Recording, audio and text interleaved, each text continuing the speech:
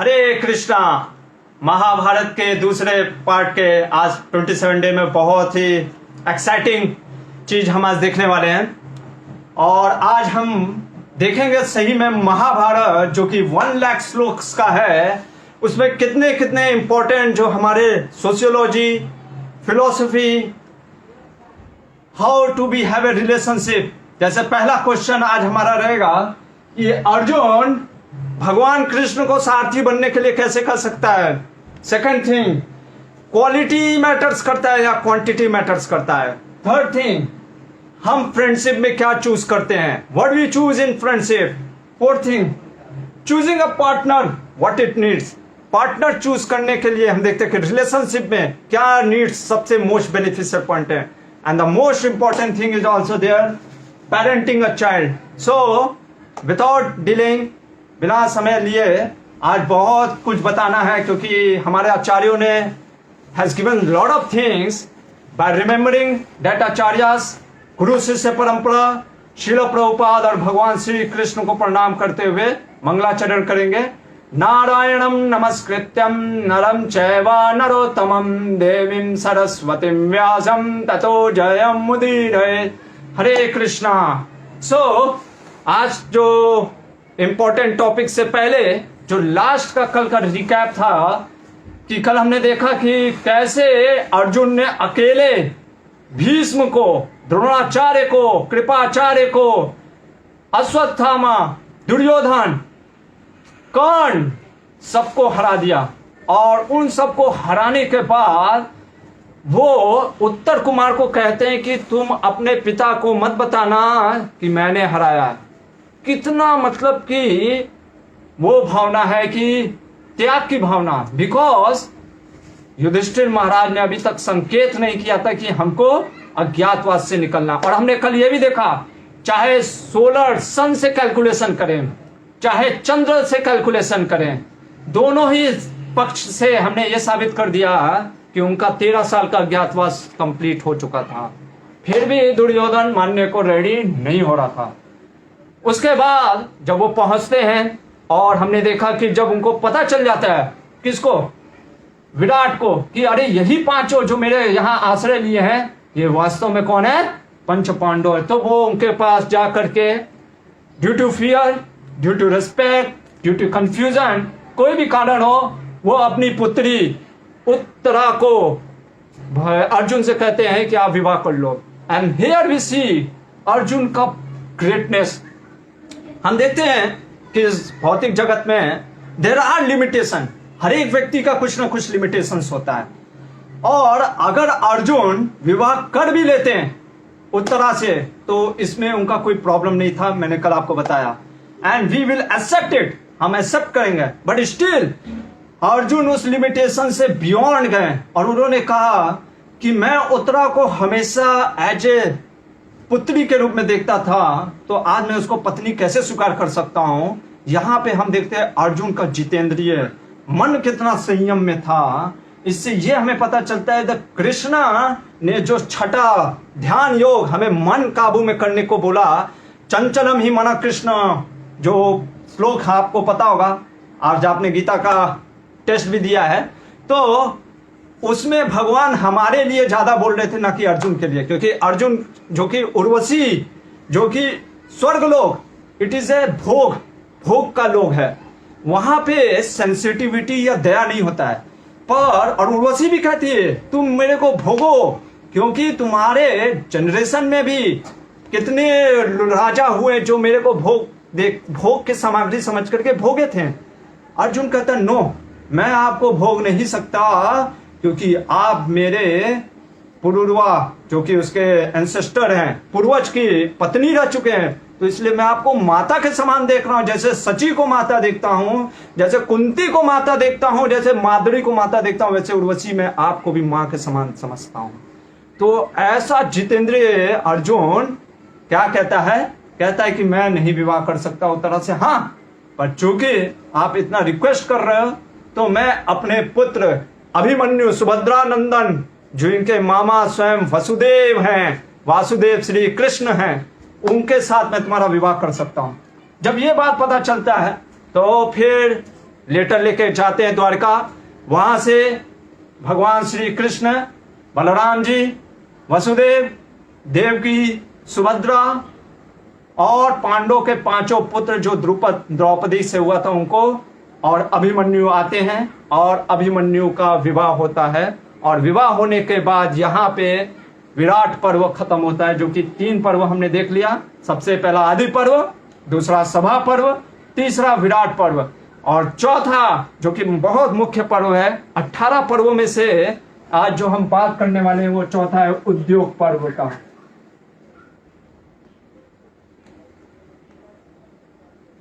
उद्योग पर्व ये भीष्म पर्व से पहले आता है, और भीष्म पर्व में ही भगवान श्री कृष्ण ने गीता का ज्ञान दिया अर्जुन को। उद्योग पर्व का स्टार्टिंग इस तरीके से होता है कि जब विवाह हो गया, सभी राजा द्रुपद, क्योंकि उनको भी बुलाया गया था, विराट, वसुदेव, भगवान श्री कृष्ण, बलराम जी, पांचों पांडव, सात्विकी और भी कई जो राजा जो उनके हित में सोचते थे वो वहां पे बैठे हुए थे। और आज जो मैं आपको बताने वाला हूं उससे आप थोड़ा सा ऐसा मत सोचना, क्योंकि देखो भगवान की लीला में कई बार हम कंफ्यूज हो जाते हैं। इसलिए भगवान क्या कहते हैं गीता के 4.9 में, कोई बताएगा श्लोक? जन्म कर्म च मे दिव्यम यो वेति तत्वतः त्यक्त्वा देहम पुनर्जन्म नैति मामेति सो अर्जुन। हे अर्जुन, जो मेरे जन्म को जानता है, जो मेरे दिव्य कर्म को समझ जाता है, तत्वता मतलब कि पूरे तत्व रूप से, वो इस भौतिक जगत में फिर से वापस नहीं आता। और इसीलिए भगवान 9.11 में भी कहते हैं, किसी को पता है श्लोक? अवजानन्ति मामूढ़ा मानुषिम तनुमाश्रितम, कि मूर्ख लोग मेरे को मनुष्य समझते हैं, क्योंकि मैं मनुष्य का कार्य करता हूं तो लोग मनुष्य समझते हैं। लेकिन यही तो भगवान की महानता है, वो ऑर्डिनरी के साथ साथ एक्स्ट्रा ऑर्डिनरी वर्क भी करते हैं। हम देखते हैं बहुत से लोग होते हैं जो कि बड़े बड़े मल्टीनेशनल कंपनी को चला सकते हैं, बट आस्क देम अबाउट आपका बेटा किस क्लास में पढ़ता है या आपका बेटा कहाँ पढ़ता है, they might be able not to answer, वो आंसर ना दे पाए। So we find people can do extraordinary work, but they could not able to handle the ordinary things. भगवान यहाँ पे ऑर्डिनरी सा कार्य करते करते हमें ये भी बतलाते हैं कि मेरे को मनुष्य मत समझो, इसलिए कई बार गोवर्धन लीला उठाते हैं और राक्षसों को मारने का वध करके दिखाते हैं कि मैं मनुष्य की जैसी लीला करता हूं पर मनुष्य नहीं हूं। और यही जो आज जो करने वाले हैं, हमको लगेगा अरे ये कैसे हो सकता है। और खास करके बलराम जी, कई लोगों ने क्वेश्चन किया बलराम जी ऐसा कैसे कर सकते हैं, ऐसा क्यों करते हैं? तो बलराम जी जो हैं वो भगवान कृष्ण के ही, वो स्वयं वो भी नारायण हैं। कृष्ण और बलराम जी में एक बार श्रील प्रभुपाद जी से किसी ने पूछा कि प्रभुपाद कृष्ण और बलराम में अंतर क्या? प्रभुपाद जी ने कहा सिर्फ वर्ण का अंतर है। क्या वर्ण का? वो श्याम वर्ण के हैं, वो गौर वर्ण के हैं। और एक बार और श्रील प्रभुपाद जी ने एक अंतर बताया, क्योंकि वो राधा जी का रमण करते हैं भगवान कृष्ण, इसलिए वो राधा रमण, वो कृष्ण हैं, और बलराम जी राधा जी के साथ नहीं रहते हैं, इसलिए वो बलराम जी हैं। तो बस इतना ही डिफरेंस है। नाइदर्स आप कह सकते हो कि विष्णु तत्व दोनों हैं, दोनों के पावर सेम है, बस लीला के लिए भगवान जैसे अलग अलग लीला करने के लिए अलग अलग टेस्ट दिखाते हैं।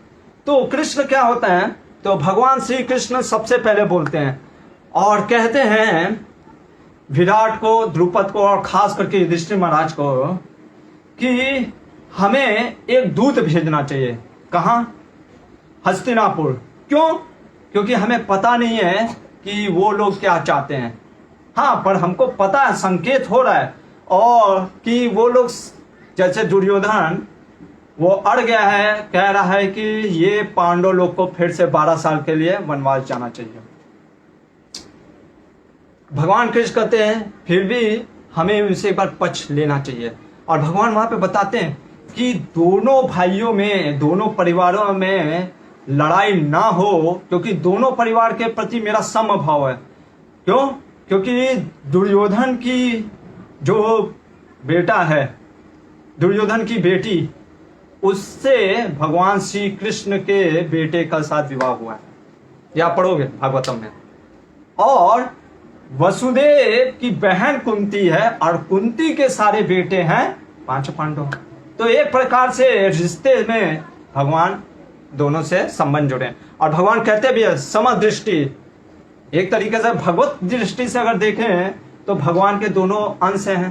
तो इसलिए भगवान कहते हैं देखो दोनों में समभाव होने की वजह से मैं चाहता हूं मित्रता हो, लेकिन अगर दूध भेज करके जो कि संदेश को दे, जो हमारे संदेश को बताए, वो अगर अच्छा होगा कि हम पता कर ले सामने वाले शत्रु पक्ष वाले भी क्या चाहते हैं। जब ऐसा बोलते हैं तो बलराम जी उठ जाते हैं और बलराम जी बोलते हैं, देखो यहाँ पे आपको याद होगा मैंने आपको बताया था आदि पर्व के समय सभा पर्व में, बलराम जी जब देखते हैं युधिष्ठिर लोग को क्या कि कैसे वो दुख झेल रहे हैं वनवास में, तो वो क्या करते हैं, वो आकर के क्रोधित हो जाते हैं। वो क्रोध में आकर के कहते हैं कि मैं चाहता हूं अभी मैं वध कर दूं। किसका? किसका? दुर्योधन सबका। तो ऐसा कहना किससे? बलराम। इसीलिए बलराम जी के एक्शन को समझना बहुत मुश्किल है, उनका अलग रस है। भगवान उस रस का आनंद लेने के लिए वो ऐसा अवतार लिए बलराम जी जैसा। साथ समझने का प्रयास करिएगा, बलराम जी भी भगवान हैं, उनके इस रस को हम गलत ना समझ लेना चाहिए, इसीलिए आचार्यों को पढ़ना चाहिए। वहां पे बलराम जी ने क्या दिखाना चाहा दुर्योधन को कि दुर्योधन ये कि कितना युधिष्ठिर धर्म पे अड़े हुए हैं, कितने महान हैं कि मैं जा रहा हूं इसका वध करने के लिए भी। युधिष्ठिर कहते नहीं, मेरे को अच्छा नहीं लगेगा कि आप उसका वध करें अभी। पर यहां पे आप देखोगे बलराम जी क्या बोलते हैं, कहते हैं कि मेरी भी इच्छा है कि दोनों में मित्रता हो। और वो दूत को कैसे भेजना चाह रहे, कह रहे कि दूत जाए ये संदेश लेकर के कि शांति बना रखना चाहिए। और वो यहाँ पे उठाते हैं प्रश्न कि युधिष्ठिर की भी गलती है, अरे जुआ जैसा महापाप इसने क्यों खेला, क्योंकि वो आदि गुरु है ना, वो बोल सकते हैं। दूसरा चीज, जब लोगों ने इसको रोका कि नहीं खेलो तब ये इसने क्यों खेला। तीसरा चीज, इसने शकुनी के साथ ही क्यों खेला, खेला तो खेला, शकुनी के साथ क्यों खेला। तो यहाँ पे बलराम जी थोड़ा सा हम देख सकते हैं कि उनका जो दुर्योधन के प्रति प्रेम है वो बाहर निकल रहा है। अभी उनका दुर्योधन के प्रति प्रेम क्यों है, भगवान होकर के भी ऐसे पापी व्यक्ति का प्रेम क्यों है, ये भगवान की लीला को समझ पाना बहुत कठिन है, यही आचार्य कहते हैं। क्योंकि वो दिखाना चाहते थे भगवान, हम देखेंगे लास्ट में मैं इस प्रश्न का उत्तर दूंगा, जब युद्ध होगा भीम और दुर्योधन के बीच में, उस समय मैं आपको मिस्ट्री बताऊंगा क्यों बलराम जी से क्या कार्य कराना चाहते थे भगवान। बस यहाँ पे आप इतना समझ लो, जैसे लेफ्ट लिबरल वाले लोग होते हैं ना, आप भले ही 1000 गुण सही कार्य करो, अगर आपसे एक गलती हो भी गया है, क्योंकि ये वर्ल्ड में इम्परफेक्शन है, लिमिटेशन है, जैसे मैंने बताया, तो वो उस चीज को उठाते हैं। जैसे आप एकदम नए नए धोती कुर्ता पहने रहो और एक छोटा सा काला दाग है, तो लोग पूरा धोती कुर्ता की सफेदी को ना देख करके काले दाग पे ध्यान देते हैं। ये होता हमारा हमेशा क्या बुद्धि है, दोष निकालना, फॉल्ट फाइंडिंग नेचर। तो लिबरल वालों का भी, तो इस माध्यम से बलराम जी भी बता रहे हैं कि लोगों में ऐसी बुद्धि होती है। धर्मराज युधिष्ठिर 13 साल का वनवास झेल लिए, फिर भी हम दोष बुद्धि किस पे निकाल रहे हैं, बलराम जी पे, अरे इस पे युधिष्ठिर पे, और कह रहे हैं कि हमें शांति इसलिए करना चाहिए। उनका कहने का मतलब है कि हम गलती किए हैं इसलिए हमको शांति करना चाहिए। लेकिन यहाँ पे कोई और भी बैठा है, कौन है, स्वयं भगवान श्री कृष्ण। तो लेकिन भगवान श्री कृष्ण बोलने से पहले सात्यकी, जो कि वो भी बहुत बड़ा धनुर्धर है, योद्धा है, वो खड़ा हो जाता है। और देखो कितना मतलब कि फ्रीडम ऑफ टॉक्स है। लोग कहते हैं अरे आज अगर कोई राजा के सामने, और स्वयं बलराम जी के सामने, ये है सनातन धर्म। सनातन धर्म में आपको फ्रीडम ऑफ स्पीच है, आपको बोलने की अधिकार है, लेकिन इसका मतलब ये नहीं है कि आप कुछ भी बोल दीजिए। इसीलिए सात्यकी खड़ा होकर के कहता है बलराम जी को कि आपने जो बात कही है वो गलत कही है, अनुचित किया है, आप धृतराष्ट्र के पुत्रों को के जगह आप युधिष्ठिर को डांट रहे हैं। मेरे को तो ऐसा लगता है व्यक्ति के जो मन में चलता है वही वो बोलता है। कहने का मतलब है कि आपका दुर्योधन के प्रति जो प्रेम है ना, वही कारण है कि आप यहाँ पे ऐसी बातें कर रहे हो। बहुत मुश्किल है बलराम जी के बात को समझना, हम समझाएंगे लास्ट दिन। तो सात्विकी ने जब ऐसा बोला और कहा कि हमें तो क्या करना चाहिए, युद्ध के लिए तैयारी करना चाहिए और युद्ध के लिए हमें हमेशा तत्पर रहना चाहिए, हमें जाना चाहिए और उन कौरवों को हराना चाहिए। अरे जब हमारे साथ कुंती के पुत्र अर्जुन हैं तब क्या हमें चिंता करने की बात। तो जब ये सात्विकी बोलते हैं ऐसा, उसके बाद द्रुपद जो कि सबसे वरिष्ठ थे उस सभा में, और द्रुपद क्या बोलते हैं, द्रुपद कहते हैं, सुंदर वाक्य बोलते हैं, धृतराष्ट्र के पुत्रों का चर्चा या उनका रिस्पेक्ट या उनको तारीफ करना, उनका सम्मान करना और युधिष्ठिर का अपमान करना वो वैसे ही है जैसे कुत्ते की तारीफ करो और गाय का गर्दन काटो। साफ लिखा है। और आज हम देखते भी हैं, नहीं हमें सब एनिमल का रिस्पेक्ट करना चाहिए, बट हम देखते हैं जैसे लोग, ओ मेरा पपी कैसा है, कितना अच्छा है, क्यूट क्यूट, उसके लिए बाहर यूएस में वो होता है, बार्बर शॉप भी होता है कुत्ते के लिए स्पेशल, ठीक है। और श्रील प्रभुपाद जी बताते हैं कि लोग कुत्ते को लेकर के जाते हैं और एकदम शान से दिखाते हैं कि ओ ये मेरा है पपी, ये मेरा बुलडॉग है, ठीक है। और उन लोगों को, कुत्ते को, ओ मेरे पपी को कुछ चोट नहीं पहुंचना चाहिए। वहां पे तो रूल्स है कि डॉग को अगर कुछ चोट लगता है या कुछ उसके ऊपर, तो आपके ऊपर फाइन लगता है $1 का। और वही लोग स्लॉटर हाउस में गाय का कत्ल करते हैं। देखो कितना हिपोक्रेसी है, देख लो कितना पाखंडी है। एक तरफ कुत्ता के लिए आप बार्बर शॉप खोल दिया, दूसरी तरफ गाय का स्लॉटर हाउस। ये छोड़ो, ये तो वहां के लोग हैं। हमारे यहाँ के लोग क्या करते हैं, भारत के लोग, खास करके लिबरल जो थॉट्स के लोग होते हैं, जैसे ही आप गाय के संरक्षण की बात करो, गौ माता की बात करो, तो कहते हैं अरे ये देखो आ गए हिंदुत्व वाले, ये कैसे धर्मनिरपेक्ष की चलेगा बात। और वही जब कुत्ते पे कुछ होता है या किसी भी अन्य प्राणी पे, तो वो क्वेश्चन करते हैं कि नहीं नहीं उसकी रक्षा करना चाहिए, पेटा करके ऐसे ऐसे ऑर्गेनाइजेशन का बात करते हैं। तो क्या भाई गाय का रक्षा करना वो हमारा रक्षा नहीं है? क्या गाय में जान नहीं है? अरे गोपाल नंदन है, फिर भी छोड़ो, तुम गोपाल नंदन ना करके कम से कम वो जीव, उसकी रक्षा नहीं करना चाहिए। लेकिन इतना पाखंड है, और लोग भी तारीफ करते हैं, लोग भी इन लोग का तारीफ करते हैं। मतलब इतना हम मंद बुद्धि हो गए हैं कि गाय यही चीज सिखा रहे। देखो ये शास्त्र है जो 5000 वर्ष पूर्व पहले ही द्रुपद ने बोल दिया, जो होने वाला था, जो लिबरलवादी लोग आज बोलते हैं कि गाय को काटते हैं, गाय पे अत्याचार होता है, या गाय के बारे में कोई बात करता है तो कहते देखो ये हिंदुत्ववादी लोग हैं। और वही चीज वो कुत्ते को एकदम सम्मान देते हैं। मेरे को कोई कुत्ते से प्रॉब्लम नहीं है, ऐसा मत सोचिए, लेकिन मैं आपको सत्य बता रहा हूं, हर एक प्राणी की रक्षा करना सनातन धर्म सिखाता है।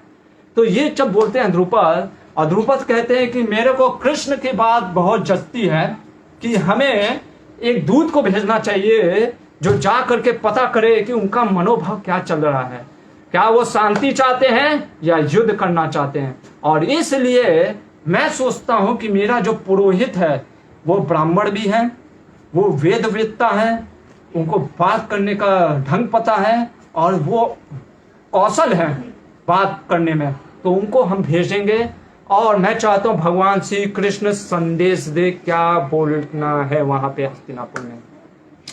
जब द्रुपद ऐसा बोलते हैं तो भगवान श्री कृष्ण, देखो भगवान है, वो तो चाहते कहते कि यहाँ मैं देता हूँ ज्ञान, स्वयं नारायण है, आदि देव हैं, सभी देवों के देव हैं, जिनसे वेद निकले हैं। वो भगवान कहते हैं कि राजा द्रुपद, यहाँ पे जितने लोग बैठे हैं उन सब में आप श्रेष्ठ हैं। अरे आपकी श्रेष्ठता की बात क्या करें, द्रोणाचार्य आपके मित्र हैं, भीष्म पितामह आपका सम्मान करते हैं, और तो और स्वयं धृतराष्ट्र भी आपका सम्मान करते। इसलिए मैं चाहूंगा आप ही बोलिए कि क्या संदेश देना है। और मेरा भी विचार है कि दूत को भेज करके ये पता करें कि शांति चाहते हैं या युद्ध चाहते हैं। ये जब बात बोल करके और भगवान कृष्ण ने वहां पे काट भी दिया बलराम जी के बात को। कहते हैं क्योंकि भगवान कृष्ण है ना, वो काट सकते हैं, वो अपने ही बात को, क्योंकि बलराम जी वो स्वयं ही हैं, वो अपने ही बलराम जी के बात को काट देते हैं और कहते हैं कि व्यक्ति को हमेशा प्रेम रख सकता है किसी के प्रति, सद्भावना हम रख सकते हैं, लेकिन हमारा प्रेम धर्म को नहीं ढक देना चाहिए।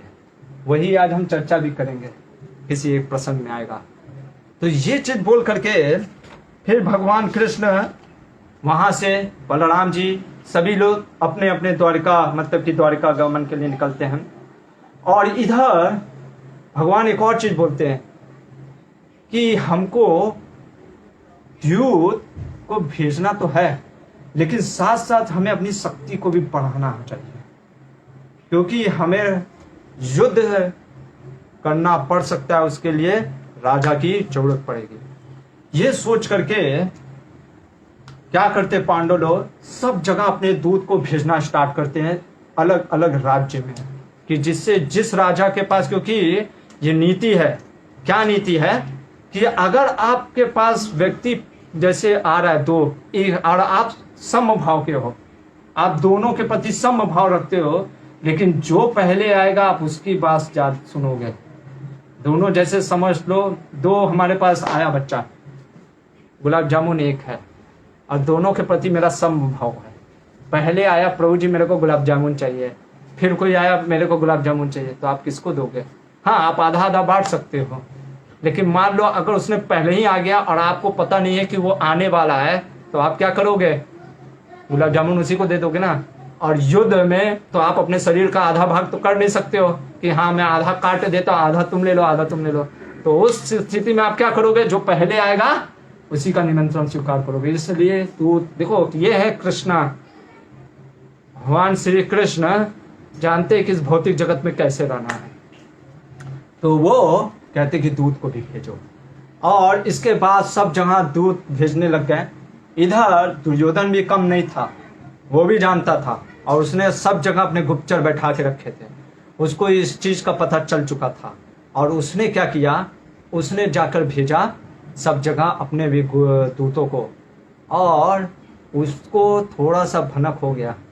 ये कृष्ण जो है, कृष्ण द्वारिका, ये यदुवंशी सबसे तेज है। क्या है? युद्ध कला में, पराक्रम में। भागवत में आप पढ़ोगे जब बलराम जी अकेले हरा देते हैं इस पूरे पांडवों को, तो उसको लगता है कि मेरे को भगवान कृष्ण को अपने साथ में लेना चाहिए, और उसलिए उसने किसी दूत को ना भेज करके स्वयं जाता है, द्वारिका के लिए निकलता है। किस लिए? कि भगवान कृष्ण को अपने पक्ष में लेने के लिए। इधर युधिष्ठिर महाराज भी, आज आप देखोगे युधिष्ठिर महाराज का तेवर एकदम अलग रहेगा। ये डिफरेंस है युधिष्ठिर महाराज, जो पहले के युधिष्ठिर महाराज और आज के युधिष्ठिर महाराज। जो चीज बोलेंगे आप हैरान हो जाओगे कि सुन करके कि वाह क्या युधिष्ठिर महाराज है। इसीलिए भगवान उसको राजा बनाना चाह रहे हैं, ना कि वो एकदम बेवकूफ है, बुजदिल है। हाँ, क्षमा करते क्षमा करते हैं। राजा को क्षमा करना भी आना चाहिए, दंड भी देना आना चाहिए। वो आज हम देखेंगे युधिष्ठिर महाराज। तो युधिष्ठिर महाराज को भी पता था कि दुर्योधन पहुंच रहा है, और युधिष्ठिर महाराज किसको भेजते जानते हो? अर्जुन को, क्योंकि पांचों पांडवों में सबसे प्रिय कौन था? अर्जुन भगवान का। कृष्ण का एक और नाम है अर्जुन, लेकिन वो कपट के भावना से नहीं भेजते, वो चाहते हैं कि भगवान हमारे साथ रहे, क्योंकि जहां भगवान है वहां धर्म है। तो इसलिए वो अर्जुन को भेजते हैं, और अर्जुन भी द्वारिका के लिए विराट नगर से निकल पड़ता है, और दोनों पहुंचते हैं। सौभाग्यवश हस्तिनापुर से पहले वो पहुंच जाता है द्वारका में, और द्वारका में पहुंच करके पता करता है, डायरेक्ट भवन के अंदर पहुंचता है जहां भगवान श्री कृष्ण सोए हुए थे। अभी वो जा करके कहाँ खड़ा होता है, बैठता है? पैर के पास नहीं, सर पे। आचार्य कहते हैं वो सर के पास इसलिए बैठता है क्योंकि ये इसका अहंकार है। वो सोच रहा है मैं राजों का राजा सम्राट हूं, मैं वैष्णव यज्ञ कर लिया हूं, मैं हस्तिनापुर का राजा हूं। वो खुद अपने आप को हस्तिनापुर का राजा समझता था क्योंकि धृतराष्ट्र तो उसी का बात सुनता था ना। तो वो कहता है मैं राजाओं का राजा हूं, तो मैं क्यों उसके चरण पे बैठूं? क्योंकि वो भगवान को, वही है ना जो मूर्ख होते हैं, जो इनका माया के द्वारा ज्ञान हर लिया गया होता है, वो कृष्ण को मामूली इंसान समझते हैं। अरे तू राजा है इस बस भारतवर्ष का। वो जो सामने लेटे हुए हैं वो त्रिलोकीनाथ हैं, वो जगन्नाथ हैं, लक्ष्मीपति हैं, जिनके चरणों में लक्ष्मी हमेशा सेवन करती रहती है। और जिस लक्ष्मी के आशा के लिए तू युद्ध कर रहा है, वही लक्ष्मी उनके चरण में रहती है और तू उनके जाके सर पे बैठ रहा है। लेकिन ये होता है दंभी अहंकारी लोग, खास करके आजकल के तथाकथित मॉडर्न राइटर एक्सपर्ट जो लोग होते हैं ना, इसी तरीके से होते हैं। उनको कोई मतलब नहीं है ना शास्त्र से ना भगवान से, अब वो जाकर के सर पे बैठ जाता है भगवान के। उधर फिर अर्जुन भी आता है और अर्जुन आकर के सीधे भगवान के चरण में बैठता है। ये साफ लिखा, आप ये मत कहना कि मैं बोल रहा हूँ, ये साफ आपको मिलेगा उद्योग पर्व के चैप्टर नंबर 7 में जो मैं बता रहा हूँ। तो अर्जुन जा करके विनय पूर्वक भगवान के पास खड़ा हो जाता है। एक आचार्य हैं यमुनाचार्य करके, यमुनाचार्य जो कि श्री संप्रदाय, जो तिरुपति और रंगनाथ मंदिर अगर आप गए होंगे दक्षिण भारत में, तो उनका जो सेवा करते हैं उस मंदिरों में, तो वो वैष्णव लोग कहलाते हैं, श्री संप्रदाय के वैष्णव। 4 संप्रदाय में एक श्री संप्रदाय भी है जो कि स्वयं लक्ष्मी जी से निकलते हैं, भगवान लक्ष्मी जी को ज्ञान देते लक्ष्मी जी में। उसमें एक रामानुजाचार्य होते हैं, रामानुजाचार्य के ये गुरु है यमुनाचार्य। यमुनाचार्य जब भी रंगनाथ मंदिर अगर आप जानते होंगे तमिलनाडु में है रंगनाथ मंदिर, जो कि सबसे बड़ा मंदिर है। तो रंगनाथ मंदिर में जब भी वो यमुनाचार्य जाते थे दर्शन लेने, तो वो वहां पे खड़े होते थे। कहाँ पे? भगवान रंगनाथ जी लेटे हुए हैं। अगर आपने दर्शन लिया होगा तो ले सकते हैं फोटो के माध्यम से, या कभी मौका मिले तो जाइए। बहुत सुंदर डीटी है। उस डीटी को ब्रह्मा जी ने को प्राप्त हुआ था स्वयं भगवान विष्णु नारायण से। उसका फिर ब्रह्मा जी, पूरा इतिहास है, वो अलग हिस्ट्री हो जाएगा और वो मैं नहीं चाहता महाभारत में बताना। तो राम जी उसकी सेवा करते हैं, फिर राम जी से विभीषण जी को मिलता है, विभीषण से फिर इधर आ जाता है। तो वो रंगनाथ डीटी भगवान रंगनाथ लेटे हुए हैं और हमेशा यमुनाचार्य उनके चरणों में आकर के दर्शन लेते थे, चरण से दर्शन लेते थे। जैसे लेटे हुए ना, तो आप चाहे तो बीच में भी खड़े हो सकते हो, सिर के पास खड़े हो सकते हो, या तो हमेशा वो चरण के पास खड़े होकर के दर्शन लेते हैं। एक बार उनके किसी शिष्य ने पूछा कि आचार्य आप हमेशा चरण के पास आकर दर्शन क्यों लेते हो? वो कहते हैं सिर पे जो जाता है ना वो दुर्योधन लोग हैं, वो दुर्योधन के लिए छोड़ दो। वो कपटी पापी अधर्मी लोग भगवान के चरण पे जाकर के खड़े होते हैं। हम तो अर्जुन के पथ पे चलने वाले लोग हैं, इसलिए हम कहाँ पे खड़े होंगे? भगवान के चरणों में। तो ये छोटा सा ऐसी स्टोरी बता दिया। तो जब अर्जुन वहां पे खड़ा होता है, अभी भगवान तो त्रिकालदर्शी है, उनको तो सब पता है, फिर भी भगवान जब उठते हैं, अभी आप समझो आप सोए हुए हो, आपके सिर पे कोई खड़ा हो और आपके पैर के पास कोई खड़ा हो, आपका ध्यान किधर सबसे पहले जाएगा? पैर की तरफ ना। आंख खुलेगा तो आप उधर ही देखोगे ना, कि इधर देखोगे कि ऐसे देखते हो? सबसे पहले आप उधर ही देखोगे ना, स्वाभाविकता है कि उधर ही। तो भगवान उधर ध्यान देते हैं और कहते हैं अरे अर्जुन तुम यहाँ पे? दुर्योधन कहता मैं भी हूँ, हे कृष्णा मैं भी यहाँ पे हूँ। कहता अच्छा मैंने तुमको ध्यान ही नहीं दिया। तो दुर्योधन कहता पर मैंने आया था सबसे पहले। तो भगवान कहते पर देखा तो मैंने सबसे पहले उसको है ना। ठीक है, कोई लड़ने की जरूरत नहीं है, तुम दोनों आए हो, पहले तुम आए हो, पर देखा मैंने उसको है, इसलिए मैं क्या करूंगा, धर्म के अनुसार दोनों को बराबरी चीज दूंगा। ठीक है, और चूंकि अर्जुन तुमसे उम्र में छोटा है, इसलिए उसको पहले अधिकार है प्रसाद लेने का। जैसे हमारे यहाँ भी बच्चे पहले प्रसाद लेते हैं, ठीक है, कुछ भी बटता है। खास करके अगर संडे फीस्ट कुछ प्रोग्राम होता है तो हम देखते हैं कि कई बार प्रभु जी लोग भी सोचते हैं अरे हम बच्चे ही होते तो ज़्यादा अच्छा होता है कि पहले मौका मिल जाता है। तो बच्चों को यानी मतलब कि जो छोटे होते हैं पहले उनको आशीर्वाद पहले देने का धर्म कहता है। तो कहते हैं अर्जुन मैं तुमको 2 चीज देता हूं, एक है मेरी 10 करोड़ गोप सेना जो मेरे समान है। किसके समान है? मेरे समान, जिनको नारायणी सेना कहते हैं, क्योंकि सब नारायण के समान है, क्योंकि मैं नारायण हूं, मेरे समान है। यहां पे एक अच्छा चीज है समझने का, यानी भगवान के राज्य में हर एक व्यक्ति को ग्रो करने का पूरा अवसर दिया गया। यही गुरुकुल की शिक्षा प्रणाली में भी होता है। टीचर जो होता है ना, हम देखते हैं कई बार आजकल के तथाकथित जो टीचर होते हैं वो कैसे होते हैं, वो सोचते हैं कि मेरे से ज्यादा शिष्य नहीं निकलना चाहिए। हाँ, तुम सीखो, पढ़ो, बड़े बनो, लेकिन मेरे से ज्यादा बड़ा मत बनना। कुछ तो ऐसा करेंगे जो आपको सब कुछ नहीं बताएंगे। और कहानी भी किसका सुनाते हैं? मौसी और शेर का, वो उसके से बिल्ली का। देखो कैसे कैसे सुनाते हैं कि हाँ बिल्ली ने सब कुछ ज्ञान नहीं दिया। कुछ ऐसा मैं भी बचपन में सुनता था कि बिल्ली ने सब ज्ञान नहीं दिया शेर को, सब कुछ सिखा दिया पर पेड़ पे चढ़ना नहीं सिखाया। अभी कितना सही है कितना गलत मेरे को ये नहीं पता, पर इसका ऐसे उदाहरण देते हैं कि व्यक्ति को सब कुछ नहीं सिखाना चाहिए। देखो ये है कितना नैरो माइंडेड थिंकिंग। और शास्त्र क्या कहता है? शास्त्र बतलाते हैं कि जो गुरु होता है, एक शिक्षक होता है ना। एक गुरु से मैं मिला था इसी दौरान, जब ये हम एजुकेशन में बात कर रहे होते हैं। वो बोलते हैं, उनसे मैंने पूछा कि आपका क्या मतलब उद्देश्य रहता है बच्चों को जब आप पढ़ाते हैं। वो बहुत सुंदर बात बोलते हैं, गुजरात के रहने वाले हैं। कहते हैं कि मेरा जो समझ होता है, मैं ये सोचता हूँ कि मैं हर एक जब अपने शिष्यों, अपने विद्यार्थियों को देखता हूँ तो मैं ये सोचता हूँ हर एक बच्चा, मैं चाहता हूँ मेरे से बड़ा या मेरे से आगे बढ़ करके अपने क्षेत्र में विद्वान और एक्सपर्ट दक्षता प्राप्त करे। ये वास्तव में गुरु की सोच होती है। और यही हम देखते हैं कि राज्य में भी, किसके राज्य में? कृष्ण के राज्य में। अरे कृष्ण के राज्य में सोचो, सत्यजीत जो कि भगवान पे आरोप लगा देता, आक्षेप लगा देता, जिसके वजह से बलराम जी को दुख हो जाता, बलराम जी छोड़ के चले जाते हैं। वो सत्यजीत को इतना फ्रीडम दिया था भगवान ने। यानी भगवान हर को ग्रो करने का मौका देते हैं कि तुम ग्रो करो। ये है सनातन धर्म, जहाँ पे हर एक व्यक्ति को मौका दिया जाता है कि अपने स्वभाव, अपने स्वधर्म के अनुसार आगे बढ़ो। तो ये मैं बता रहा था कि हाँ, तो 10 करोड़ जो गोप सखा थे, भगवान कहते हैं ये नारायण है, साक्षात नारायणी सेना।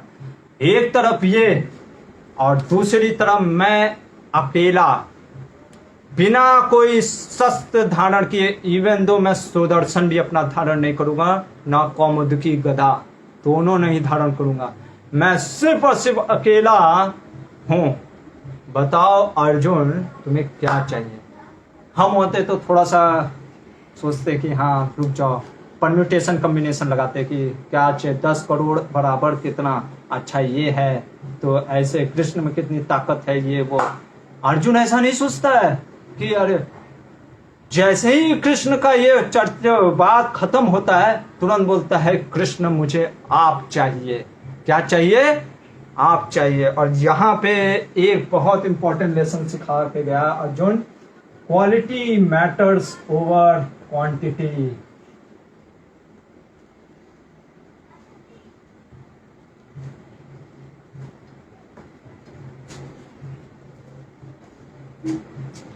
क्या बता के गया कि क्वालिटी मैटर्स करता है। जैसे हम देखते हैं, हम क्या देखते हैं, एक शिक्षक चाहता है कितना मेरा जो विद्यार्थी हो कैसा हो, लर्नेड हो। हम देखते हैं बड़े बड़े स्कॉलरशिप, अरे जब IIT JEE का रिजल्ट निकलता है, ये ऑल इंडिया रैंक 1 मेरे यहाँ से है। अभी जैसे UPSC का रिजल्ट निकला, UPSC का फर्स्ट रैंकर हमारे यहाँ से कोचिंग से पढ़ा था, हमसे नेतृत्व लिया था। तो हर कोई चाहता है कि हमारा विद्यार्थी कितना हो, अव्वल नंबर का हो। उसी तरीके से विद्यार्थी भी चाहता है कि जो टीचर हो वो बहुत ही एक्सपर्ट हो, जेन्युइन हो, बहुत समझदार हो और बहुत ही उसको ज्ञाता हो। ठीक है, ये एक विद्यार्थी भी चाहता है, तो गलत नहीं है। उसी तरीके से हम देखते हैं कि क्या होता है, लीडर्स पोजीशन पे भी जो लोग होते हैं वो भी एक चाहते हैं, या कई बार रिलेशनशिप में भी हम चाहते हैं कि जो हमारा हस्बैंड या वाइफ स्पाउस जो भी हो वो एक्सपर्ट हो, लेकिन क्वांटिटी और क्वालिटी को अगर देखें क्या चीज है डिफरेंट। अब गुड लीडर जो एक अच्छे लीडर होते हैं वो मैसिव ऑर्गेनाइजेशन चाहते हैं, बहुत बड़ा बड़ा ऑर्गेनाइजेशन, और उनका फोकस ज्यादा रहता है विजुअल ग्रोथ पे, जो दिख रहा है, क्योंकि आपको दिख रहा है ना 10 बिल्डिंग हाँ बड़ा बड़ा खड़ा हुआ है।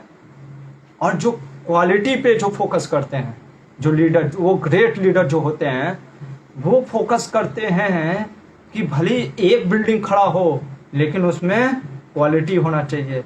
ऐसा ना हो कि एक हवा का झोंका आया या कुछ आया वो ढह गया। तो ये रियल ग्रोथ पे फोकस करते हैं, वो विजिबल ग्रोथ पे फोकस करते हैं। आखिर मैटर्स क्या करता है? अर्जुन के से एक और पहले अगर हम ग्रंथ देखें तो रामायण, जैसे 2 ग्रंथ है ना, रामायण और महाभारत इतना टीचिंग्स हमें सिखाते हैं कि हर एक पग पग पे हर एक श्लोक से हम जीवन में कुछ सीख सकते हैं। तो रामायण में जब विश्वामित्र मुनि दशरथ महाराज के पास आते हैं, मैं पूरा डिटेल में नहीं बताऊंगा क्योंकि आप रामायण पढ़ने वाले भी हो, हमारे प्रभु जी केशवानंद प्रभु जी द्वारा, और बहुत अच्छे से प्रवचन भी करते हैं। तो मैं थोड़ा सा आपको संक्षेप में बताता हूँ कि जब विश्वामित्र मुनि, ये बाल कांड में आता है, विश्वामित्र मुनि जब आते हैं, कहाँ आते हैं? दशरथ के यहाँ। दशरथ के पास आकर के कहते हैं, क्या बोलते हैं कि हे दशरथ, हे रघुकुल नंदन, सुनो आप, हम क्या करते हैं? यज्ञ करते हैं, क्योंकि हम ब्राह्मण हैं और यज्ञ करने के लिए हमको वन में रहना पड़ता है, वहां पे हम यज्ञ करते हैं। पर 2 राक्षस है, मारीच और सुबाहु, वो हमको यज्ञ करने नहीं देते। वो आते हैं और क्या करते हैं? यज्ञ का जो भी सामग्री होता है वो खा करके भाग जाते हैं, या तो मल मूत्र त्याग देते हैं यज्ञ में, और क्या करते हैं? कभी कभी खून गिरा देते हैं, कई बार ब्राह्मणों को मार डालते हैं। एक प्रश्न उठता है, विश्वामित्र मुनि क्या नहीं मार सकते थे? ब्रह्म तेजस्वी हो गए थे, वो चाहते तो मार सकते थे, लेकिन ब्राह्मण का वो कार्य है ही नहीं, ब्राह्मण का वो कार्य नहीं है। हाँ, आपत्त धर्म हम बात करेंगे आज उसका भी। इमरजेंसी सिचुएशन में वेण, जो भागवतम में आता है, वेण राजा को क्या करते ब्राह्मण, क्योंकि उस समय कोई राजा नहीं होता है, इसलिए वेण राजा को हुंकार मात्र से ब्राह्मण मार डालते हैं, सिर्फ हुंकार कर देने से। तो वो विश्वामित्र चाहते तो मारीच और सुबाहु को मार नहीं सकते थे, मार सकते थे, लेकिन जब राजा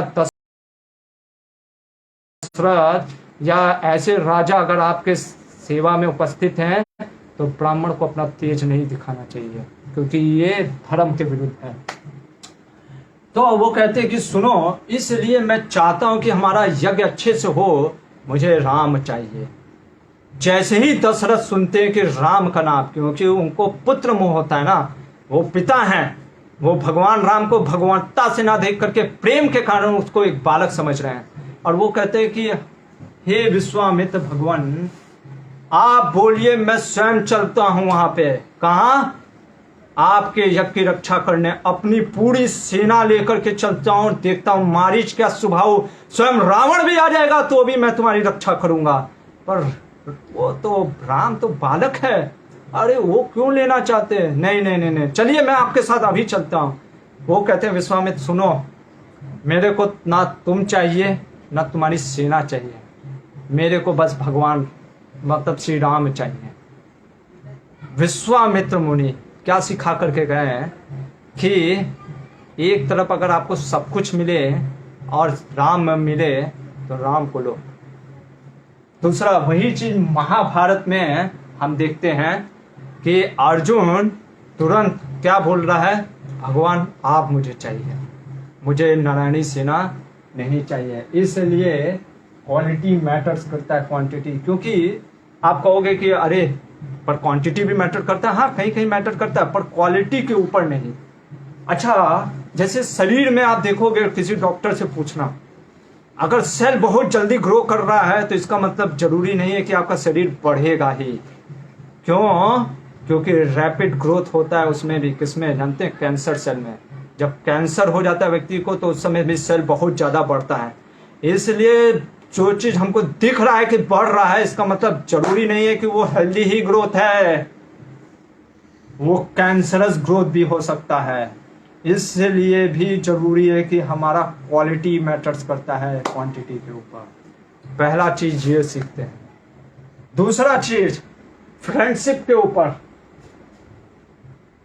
देखो क्या क्या चीज सिखा के चला गया।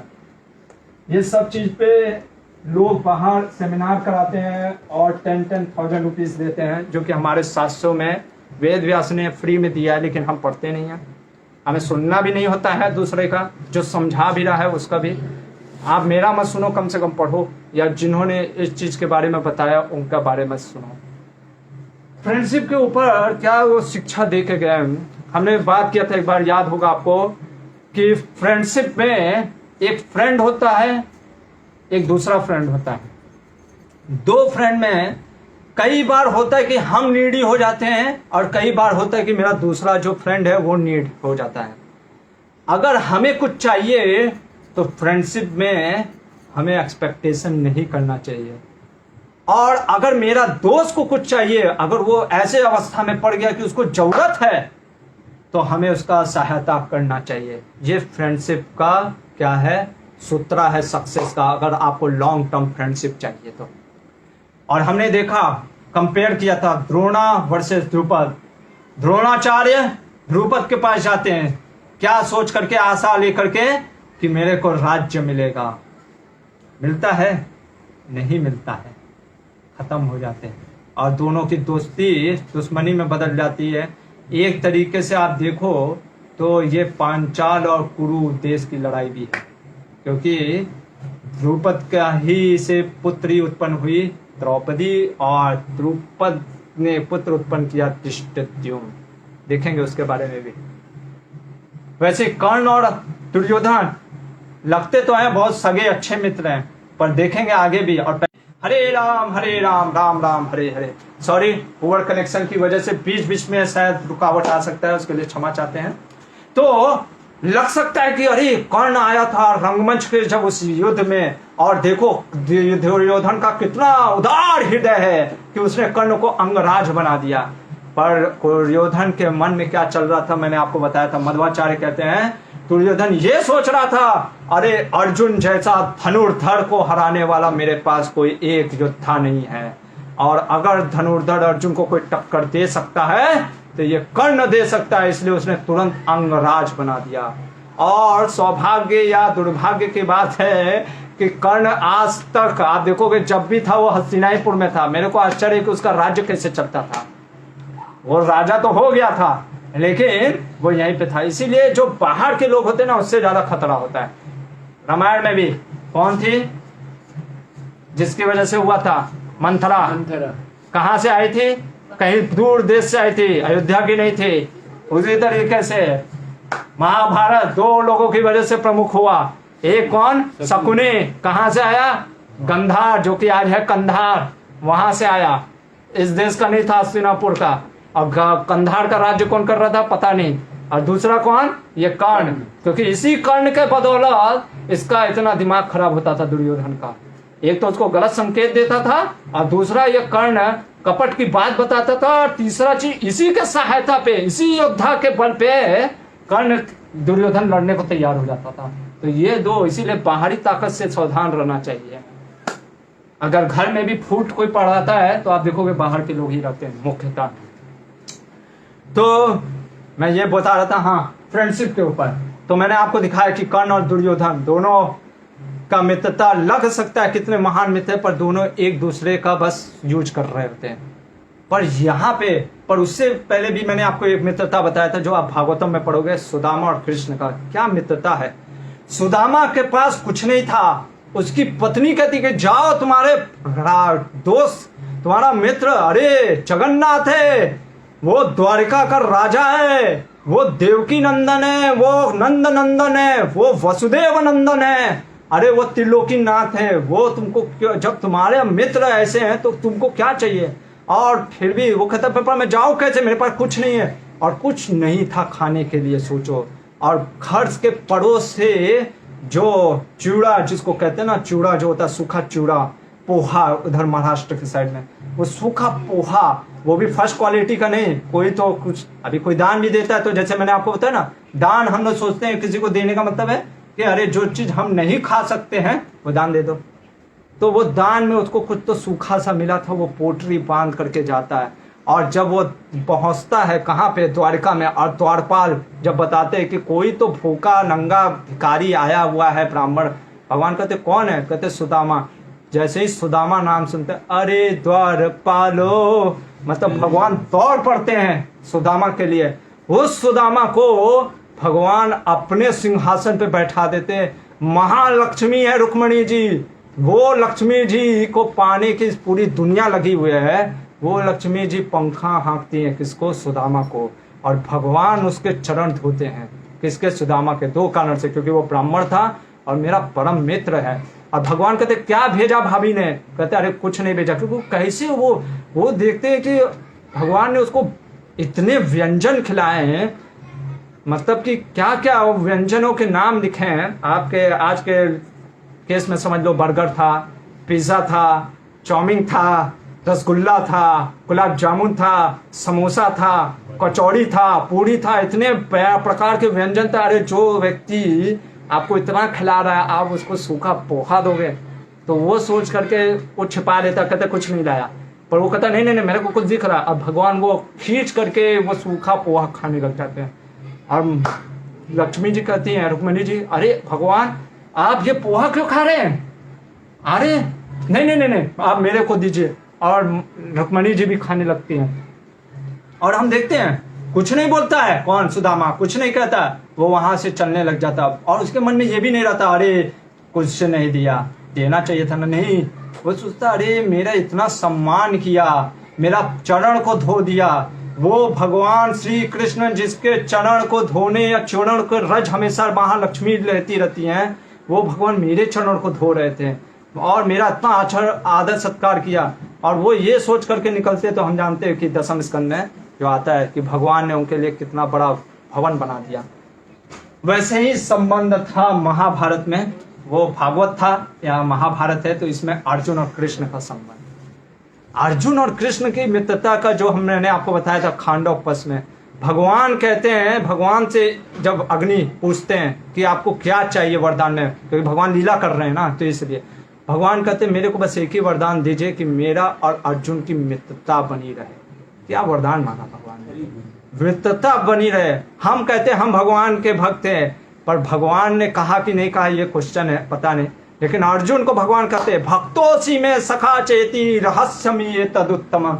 ये रहस्यमय जो भगवत गीता का ज्ञान मैं तुमको अर्जुन इसलिए दे रहा हूं क्योंकि तुम मेरे भक्त हो और सखा हो। वो अर्जुन भगवान का इतना परम मित्र है, वो भी क्या यहाँ पे देखो क्या कह रहा है, वही चीज कि मेरे को बस भगवान आपकी मित्रता चाहिए। और इससे एक और चीज सिखा गया अर्जुन कि what do we choose in friendship. हमें मित्रता में रिसोर्सेस नहीं बल्कि रिलेशनशिप चाहिए होता है। क्या चाहिए होता है, रिलेशनशिप। ये है अर्जुन और कृष्ण की मित्रता। अच्छा, अभी चूंकि यहाँ पे हो गया है तो ठीक है, अभी और भी क्वेश्चन आएंगे तो हम उठाते रहेंगे, फिलहाल तो ये है।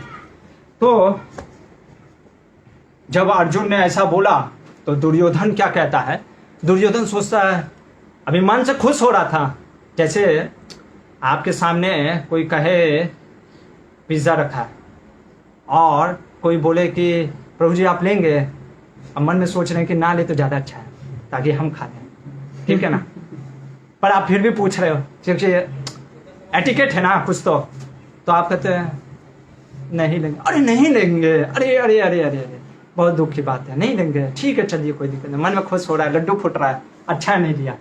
उसी तरीके से दुर्योधन का लड्डू फूट रहा था, कहता अरे अर्जुन ठीक है तुम जब दे रहे हो नारायणी सेना तो हम ले लेते हैं, क्या करें, पर मन में खुश हो रहा था, बेवकूफ कहीं का, कृष्णा को ले रहा, वो भी नहीं हत्ता, मैं नारायणी सेना लूंगा, हा हा हा हा। ये सुन करके वो वहां से तुरंत भागता है कि इससे पहले कि दिमाग ना पलट जाए, जैसे नहीं हम तुरंत जैसे पीछा लेके फिर निकल जाते हैं, कहीं प्रभु जी कहते अच्छा आप इतना पूछे तो दे ही दीजिए, तो इसलिए वो वहां से निकल के भाग जाता है। और जब वो भाग जाता है तो देखो यहाँ पे एक और दुर्योधन भी क्या सिखा रहा है हम लोग को। दुर्योधन क्या सिखा रहा है ना कि दुर्योधन का मेंटेलिटी ऐसा है कि हम लोग भी ना कृष्ण को छोड़ के सब चीज पे हम सोचते मूवी देखने से हमको जीवन में आनंद आएगा, आईपीएल चल रहा है आईपीएल देखने से जीवन में आनंद आ जाएगा, ठीक है, बहुत ज्यादा पैसा कमा लेंगे तब जीवन में आनंद आ जाएगा, या धन की बारिश हो जाएगी तब जीवन में आनंद आ जाएगा, या हमारे रिश्ते बहुत अच्छे हो जाएंगे तब जीवन में आनंद आ जाएगा। और ये सब देख करके हम सोचते हैं अरे कृष्ण को छोड़ो, हमें ये मैटर करता है। और ये सोच करके इसीलिए दुर्योधन, आप पढ़े होंगे गीता में शुरुआत के पहले अध्याय के दूसरे श्लोक से जो 14 श्लोक में सारे योद्धाओं का नाम लेता है लेकिन कृष्ण का नाम नहीं लेता, सामने कृष्ण बैठे फिर भी छोड़ देता है। ये होता है जो मटेरियलिस्ट, जो भौतिकवादी लोग होते हैं ना, जिनके दिमाग में सिर्फ और सिर्फ पैसा, धन, लोग, सम्मान, स्त्री, जिनके दिमाग में चल रहा होता है ना, उनको भगवान के गुण रूप साक्षात भगवान भी सामने खड़े रहेंगे ना तो नहीं दिखते, और वो भगवान का नाम ही नहीं लेता, और भगवान ही गेम चेंजर है। इसीलिए मैं ना डिस्कस कर रहा हूँ ये टॉपिक पे, क्योंकि ये जो इंसिडेंट हुआ ना ये एक प्रकार का गेम चेंजर है। उसने मिस कर दिया, उसको लग रहा है कि कुछ नहीं हुआ, कृष्ण की सेना ले ली, अरे कृष्ण की नारायणी सेना ले ली, वही नारायणी सेना को यूज किया भगवान ने अधर्म को हटाने के लिए। भगवान क्या कर देंगे तुमको भी नहीं पता, तुम मूर्ख समझ रहा है भगवान को, है?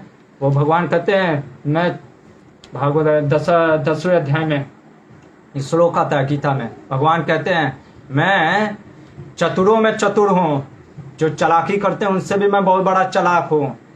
आपको पता होगा जैसे दोनों में आता है, रामायण और इसमें, बार बार मैं रामायण में चला जा रहा हूँ फिर भी मैं आपको बता दे रहा हूँ क्योंकि दोनों में थोड़ा सा पैरेलल आ जाता है। तो जब रावण युद्ध करने आता है पूरा अपना सेना लेकर के, तो क्या करते हैं, रावण जब पूरी सेना लेकर युद्ध करने पहुंचता है तो सब वानर डर जाते क्योंकि इतने महान राक्षस उसके साथ आ रहे थे रावण के साथ। जब रावण आता है युद्ध में, भगवान राम ने एक सम्मोहक वार मारा था, उसमें क्या लगा ना, हर एक जो दो योद्धा को लगा कि मैं किससे युद्ध कर रहा हूं, राम से, और इस प्रकार हर एक को लगता है कि मैं ही राम से युद्ध कर रहा हूं, और इसलिए सब आपस में लड़के मर गए।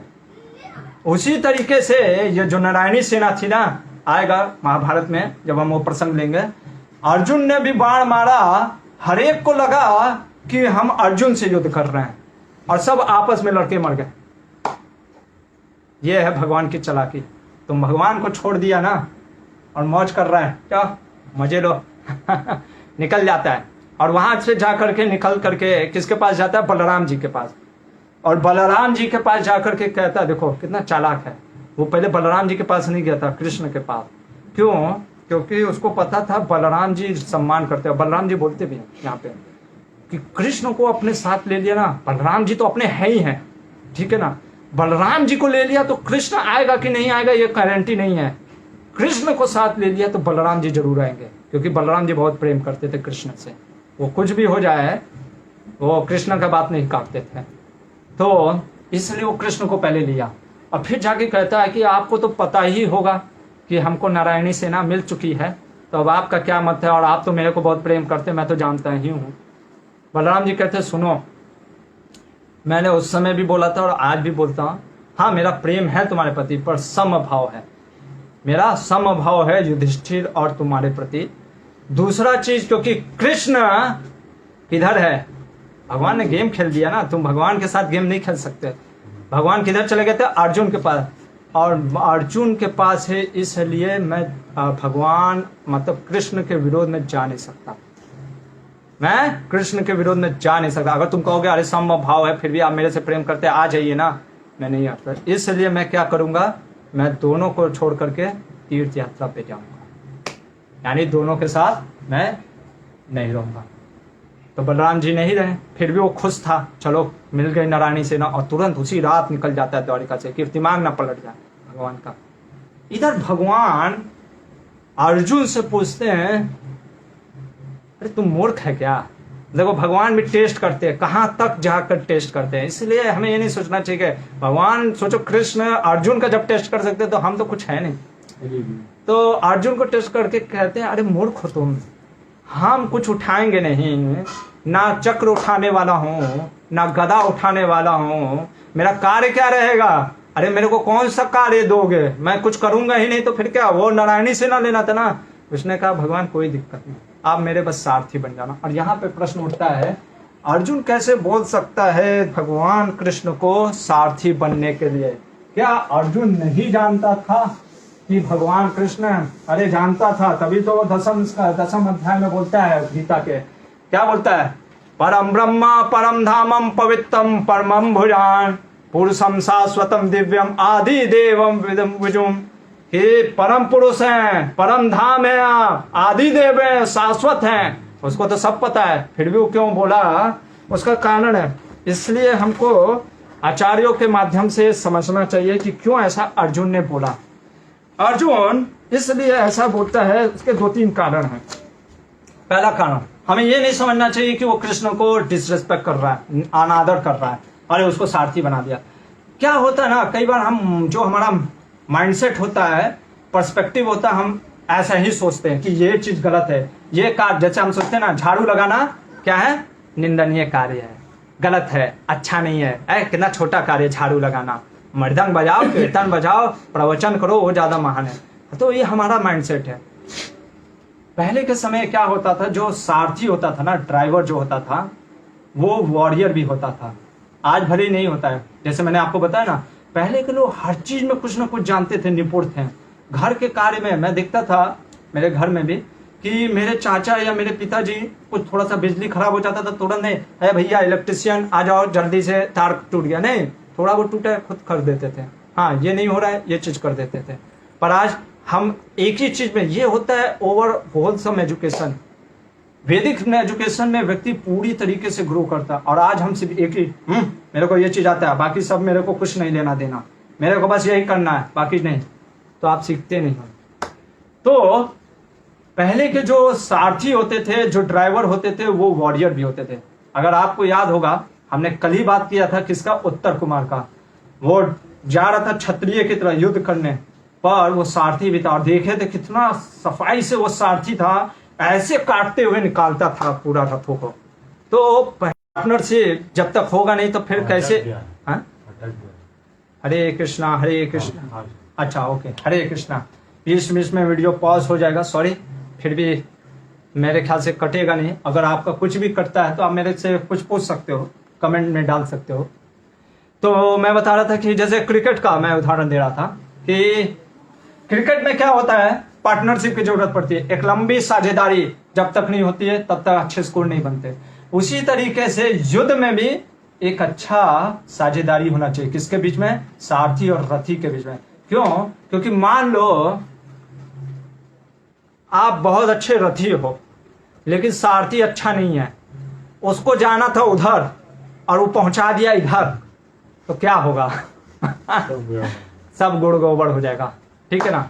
इसीलिए हाँ, कभी कभी क्या होता था, सारथी मर जाता था, इसीलिए देखो, इसीलिए ना जो रथी होते थे वो सारथी का भी कार्य जानते थे। क्योंकि मान लो आपका सारथी मर गया, अब क्या कहोगे, अरे मर गया, अब यहीं पे मैं खड़ा रहूंगा, ठीक है, मर जाओगे, आपको फिर कूद करके सारथी बनना पड़ता है और निकलना पड़ता है। इसलिए क्योंकि युद्ध में कब क्या होगा, यहाँ पे बैठ करके हम भले टिप्पणी कर सकते हैं, कभी युद्ध में अगर मौका मिले तो जाके देखना चाहिए, कितना टेंशन वाला मोड होता है। यहाँ से बक बक बक बक बोल देते हैं कि अरे इंडिया को अटैक कर देना चाहिए अफगानिस्तान पे, या ये चीज। अरे आप जाकर के, आप बोलना आसान होता है, चाहे जर्नलिस्ट हो या कोई भी व्यक्ति हो, यहाँ पे बैठ करके बोलना आसान होता है। जब युद्ध क्षेत्र पे हम जाते, प्रैक्टिकल जब जमीन पे उतरते हैं, तो व्यवहार में कुछ और होता है। तो मैं क्या बता रहा था, हाँ, कि हमें जरूरत पड़ती है साझेदारी की। तो इसलिए अर्जुन जानते थे, क्योंकि उन्होंने देख लिया था कि उत्तर कुमार घबरा गया था। कहा कि भाई तुम्हारा जो गांडीव की प्रत्यंचा है ना, उसका आवाज सुन करके मैं बहरा हुआ हूं। तो ऐसा कोई तो चाहिए जो, मतलब कि जब अर्जुन जैसा गांडीवधारी है तो फिर कोई तो चाहिए ना। तो कृष्ण, इसीलिए कृष्ण मैं आपको चुना। और रही बात नारायणी सेना की, अरे आप जहां है ना वहां पे सब कुछ है। यही संजय भी बोलता है। क्या बोलता है? धृतराज पहला क्वेश्चन बोलता है ना कि धर्म क्षेत्रे कुरुक्षेत्रे संवेता युयुत्सवा मामका पांडवाश्चैव किम अकुर्वत संजय। तो संजय पूरा प्रश्नों का उत्तर देता, पूरा गीता का पाठ सुनाता, अंत में जाके उसका उत्तर देता 18.78 में, और कहता है, और क्या बोलता है संजय? कहता है संजय कि यत्त योगेश्वरो कृष्णो यत्त पार्थो धनुर्धर तत्त श्री विजयो भूते धुवानतिर्मतिर्ममा। 18.78 कि कहते जहां कृष्ण है, जहां पार्थ धनुर्धर अर्जुन है, वहां श्री है, मतलब कि महालक्ष्मी, ऑपुलेंस है, भाग्य है, विजय है। भगवान का भी नाम एक विजय है, और कल हमने देखा था अर्जुन का भी नाम एक विजय है। तो वहां श्री है, वहां विजय है, वहां आपके लिए भूतिर है, मतलब कि एक्स्ट्रा ऑर्डिनरी पावर है, वहां निश्चित ही मोरालिटी है, नीति है, और ये मेरा मत है, ये संजय ने कहा। तो वही चीज, और युधिष्ठिर भी पूछते हैं, जब युधिष्ठिर को पता चलता है ना, तो युधिष्ठिर भी धर्मज्ञ हैं, तो वो ऐसे ही पूछते हैं कि अरे अर्जुन, तुमने, मैंने सुना कि कृष्ण को बस ले लिया। तो वो कहते हैं, देखो अर्जुन भी क्या उत्तर देते हैं, कहते हैं जहां कृष्ण है वहां विजय है, और जहां विजय है वहीं पे धर्म का पालन हो सकता है। देखा क्या उत्तर दिया? तो इसलिए मैंने कृष्ण को चुना, और मैं आपको ये बता रहा था, इसलिए उन्होंने सारथी, और पहले भी हम देखते हैं, और अर्जुन कहता है जैसे खांडव वन में हम दोनों ने मिल करके क्या किया था, सारे देवी देवता और इंद्र, अपने पिता को मैंने हराया था, वैसे अब मेरे को आपकी जरूरत पड़ेगी अपने युद्ध के लिए, इसलिए मैंने आपको सारथी के रूप में चुना। अच्छा ठीक है, अर्जुन ने सारथी के रूप में चुन लिया, कृष्ण ने अर्जुन का सारथी बनने को तैयार क्यों हो गए? अच्छा है क्या? भगवान श्री कृष्ण अर्जुन के सारथी कैसे बन सकते हैं? ठीक है, क्योंकि हम आज के सिनेरियो में कभी देख नहीं सकते कि इतना बड़ा कोई बहुत बड़ा बिजनेसमैन वो ड्राइवर बन जाए, और ड्राइवर पीछे के सीट पे बैठा रहे और ऑर्डर दे। अरे आप सोचो, युद्ध का मैदान में हल्ला हो रहा है, आक्रमण, मारो काटो, उस समय आप कहोगे ए हरि बोल थोड़ा सा राइट लो, हरि बोल थोड़ा सा लेफ्ट, सुनाई नहीं देगा उसको, कुछ नहीं सुनाई देगा। और उस समय आपको क्या करना पड़ता है? पैर से मारना पड़ता है। सारथी जो होता है, सारथी वो नीचे बैठता है, आपको पैर से ऐसे कंधे पे मारना पड़ता है, जिससे कि आप ऐसे इशारा करते हो सीधा चलना है कि इधर चलना है कि उधर चलना है। सोचो भगवान कृष्ण वो पोजीशन ले लिए। ये है भगवान की महानता, जहां वो अहंकार शून्य है।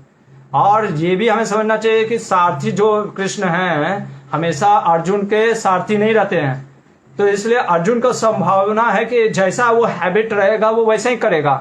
तो वो, क्योंकि एंजाइटी रहता है ना, टेंशन रहता है युद्ध में, तो वो ये नहीं कि अरे आज मेरे कृष्ण है सारथी, थोड़ा सा धीरे से पैर मारूंगा। भाई उसको समझ में, वो वहां पे गांडीव चलाएगा कि यहाँ पे ये सोचेगा, वो मारता था जोर से ही। अब भगवान ये नहीं कहते थे ए जगन्नाथ हो भस्म कर दूं क्या तुमको, थोड़ा धीरे मारो। नहीं, भगवान भी समझते हैं, भगवान भी जान रहे हैं कि टेंशन का माहौल चल रहा है भाई। और वो सोचो, ये है भगवान की महानता, अहंकार शून्य। तो भगवान ने क्यों ले लिया अर्जुन का? सिर्फ इसीलिए क्योंकि अर्जुन में भगवान के प्रति प्रेम था। क्या था? प्रेम था, डिवोशन था। आप सोचो, सोचने का विषय है कि सबसे ज्यादा इंपॉर्टेंट अगर युद्ध लड़ने वाले हो तो क्या चाहिए आपको? आर्मी चाहिए, सेना चाहिए ना भाई। भाई ठीक है, आपके पास विराट कोहली और सचिन तेंदुलकर है, लेकिन 2 के अलावा 7, 9 तो और भी चाहिए ना पूरा टीम बनाने के लिए, तभी ना खेल पाओगे ना। भले हर एक कोई विराट कोहली और तेंदुलकर जैसा नहीं हो सकता, पर 9 और भी चाहिए ना। उसी तरीके से आपको सेना चाहिए ना भाई। जब सेना सामने खड़ी है, आपको भी सेना चाहिए ना लड़ने के लिए। तो उस समय उसने सेना को छोड़ करके कृष्णा को चूज किया। ये बहुत इंपॉर्टेंट चीज सिखाते हैं। क्या सिखा रहा है कि कई बार, खास करके ये भक्तों के लिए बहुत इंपॉर्टेंट, जो नाम जब हम करते हैं ना भगवान का नाम, हरे कृष्णा कृष्णा कृष्णा हरे हरे, हरे राम राम राम हरे हरे, तो जब हम नाम जप करते हैं ना तो सबसे बड़ा उस समय दिमाग में क्या आता है जानते हो हम लोग का प्रॉब्लम क्या होता है? अरे ये भी कार्य करना है, ये भी कार्य करना है, ये इंपॉर्टेंट कार्य है, ये इंपॉर्टेंट कार्य है। अरे फेसबुक में किसी को मैसेज कर देता हूँ, व्हाट्सएप पे उसका मैसेज आना था, अरे ये बनाना था मेरे को स्केड्यूल, उसी समय सब कार्य आता है। और कई बार हम साइड लाइन कर देते हैं और हम सोचते हैं कि जब है इंपॉर्टेंट, लेकिन इससे ज्यादा इंपॉर्टेंट क्या है? दूसरे कार्य। ठीक है, पर अर्जुन देखो उसके पास सबसे इंपॉर्टेंट चीज था, वास्तव में आर्मी चाहिए था, वो आर्मी को छोड़ के कृष्ण को लेता है। तो कृष्ण उसके लिए कुछ करेंगे नहीं, इसलिए उसको दिव्य ज्ञान दिए इस भौतिक जगत में, जो कि अभी तक वो ज्योति की तरफ प्रकाश में है, वो गीता का ज्ञान। दूसरा चीज, जब अर्जुन, ये भागवत में आता है 15वें पहले स्कंद के 15 और 16 चैप्टर में, आप जाके पढ़ना। जब भगवान चले जाते हैं और भगवान की रानियों को अर्जुन को दे सौंप करके जाते हैं कि इनको बचाना, तो कुछ गोप कुमार आचार्य कहते हैं वो सब भगवान की लीला होती है, और भगवान चाहते थे कि सारी रानियां वापस मेरे साथ गोलोक धाम चली जाए, तो इसलिए वो अर्जुन नहीं बचा पाते। और अर्जुन जब नहीं बचा पाते हैं तो देखो आपका कुछ खो जाता है, जैसे मान लो तुम्हारा अगर कुछ खो जाए तो उनको दुख होगा। चॉकलेट, मान लो एक स्पेशल सा चॉकलेट मिला हो किसी और तुमको मिला, तो खो जाए तो क्या करोगे? दुखी हो गए? हाँ दुखी होंगे ना भाई। और कई बार हम कोसते हैं, कोई अपना प्रिय या प्रिय चला जाता है तो हम देखते कई लोगों को कहते भगवान ने मेरे से प्रिय चीज ले लिया, मैं भगवान से भगवान का भक्ति आज नहीं करूंगा, लोग छोड़ देते हैं। अर्जुन के साथ उल्टा था।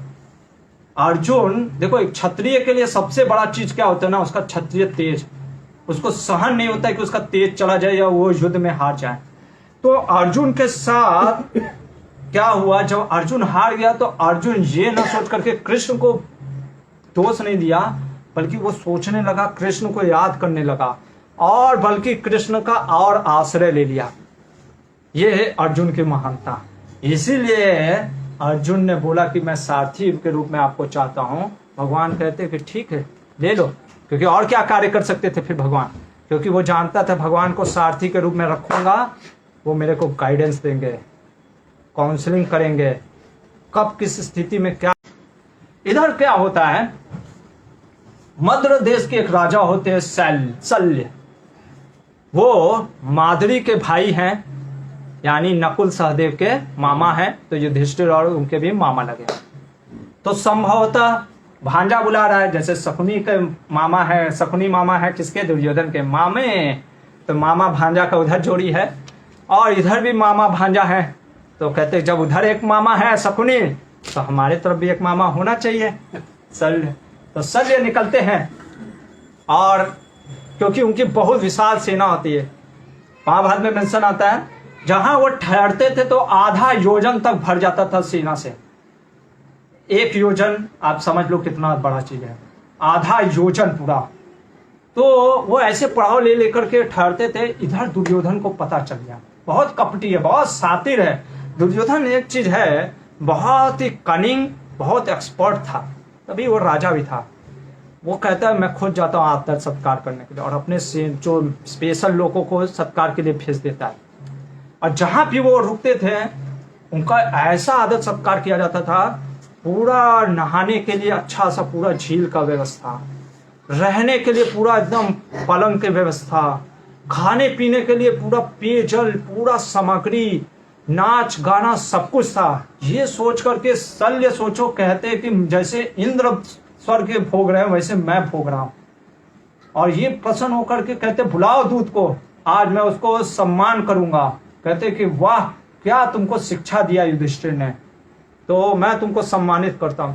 ये जब बोलते हैं और देखता है दुर्योधन के अभी अच्छा मूड है, और वो वहां पे टपक पड़ता है और कहता है अरे मामा जी, सेवा हम किए और मेवा किसी और को, ठीक है अब देना चाहते तो दे दीजिए, हम क्या कर सकते। देखो कपट की भावना। तो कहते कि सेवा, अच्छा तो ये सब सेवा तुम कर रहे थे? कहे हाँ, अरे मैं तुमसे बहुत खुश हूं, बोलो क्या वरदान चाहिए। कहते वरदान अगर देना ही है तो आप इतना कह रहे हैं तो बस इतना ही कर दीजिए कि आप क्या हो जाइए, क्या हो जाइए, मेरे पक्ष। हाँ मेरे पक्ष से लड़िए।